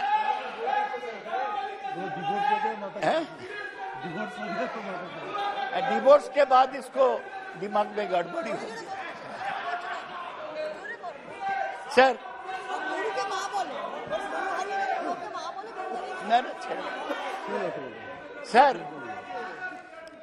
सर इसको तार कट गया कुछ पर्सनल प्रॉब्लम है इसको तार कट गया sir last year they made a promise asset monetization pipeline that they will get money out of एक सेकंड माननीय सदस्य आप वरिष्ठ हैं किसी भी माननीय सदस्य के लिए इस तरीके की भाषा का उपयोग मत करो आपको वो करेंगे तो उनको भी इसी भाषा में कहूंगा। उनका कोई रिकॉर्ड में नहीं जा रहा है, उनका रिकॉर्ड में नहीं जा रहा है। नहीं रोक नहीं, मैंने कह दिया उनको बैठ जाइए, आप बोलिए। सर आपको नहीं अलाउ किया मैंने। Last year they spoke of please they spoke about asset monetisation pipeline. इस साल है बजट में? नहीं, कुछ एसेट मोनेटाइज नहीं हुआ। They used to speak about disinvestment. अगले साल भी 50,000 करोड़ था, इस साल भी 50,000 करोड़ बजट में। कभी कोई आपका एसेट लेने के लिए, डिसइन्वेस्टमेंट के लिए इंटरेस्टेड नहीं है। Your programmes are failing one by one. Announce Nirmala Sitharaman has this advantage. She makes an announcement, forgets about it next year. But we keep last year's budget. We remember what all she said. And that's why, sir, this budget, done with good intentions, at a time when Indian economy was recovering from the downslide of the COVID, missed all the opportunities. It turned out to be, I'll briefly complete my point, sir. बहुत disturb कर दिया, ये तार cut जाता है लोगों को और हमको डिस्टर्ब करता है। सर अच्छा, कल अधीर चौधरी गलवान के बारे में बोला कि चाइना कितना पॉइंट गलवान में दखल किया, कितना पॉइंट अरुणाचल में दखल किया। क्या जरूरत था डिफेंस बजट बढ़ाने का? कहां बढ़ा? 1.5%. It has remained almost the same if you take in inflation. अभी तक छत्तीसगढ़ में माओवादी लोगों को मार रहे हैं। एक बीजेपी को आदमी को मार दिया परसों। कहां सीआरपीएफ का अलॉटमेंट? वो भी नहीं बढ़ा, 1.5%। ये लोग बोलता है हेल्थ और एजुकेशन में पैसा देगा। एजुकेशन में केवल 2.9% सारा बजट का अलॉटमेंट एजुकेशन के लिए। हेल्थ का इतना प्रॉब्लम है, वहां भी कोई अलॉटमेंट नहीं है। उनका तार कट गया sir. Sir lastly I want to say that giving allocation is not enough. In our country, you have to see that on the ground, projects are implemented. Government has spent 22,000 crore less of what it had allocated for capital expenditure this fiscal. Allocating money is not equal to spending money, nor is allocating money equal to creating jobs. They have mentioned all तार काटा हुआ programme ये दिया है। साहब आप सुनिए,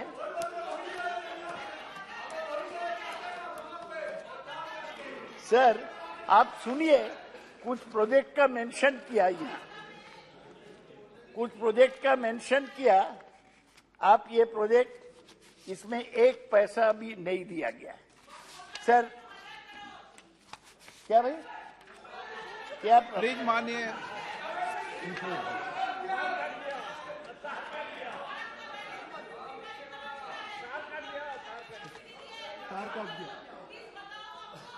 sir ये क्या हो रहा है? ये एक तो प्रॉब्लम होगा। अभी भी हमारी इकोनॉमी में private investment and equity and FDI, they constitute 40%. Since last year, FDI is escaping from the economy. You find out how much FDI money has gone out. Private investment is being squeezed out because the government is doing huge borrowings.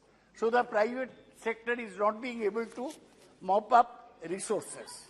So this is this point that I'm giving everything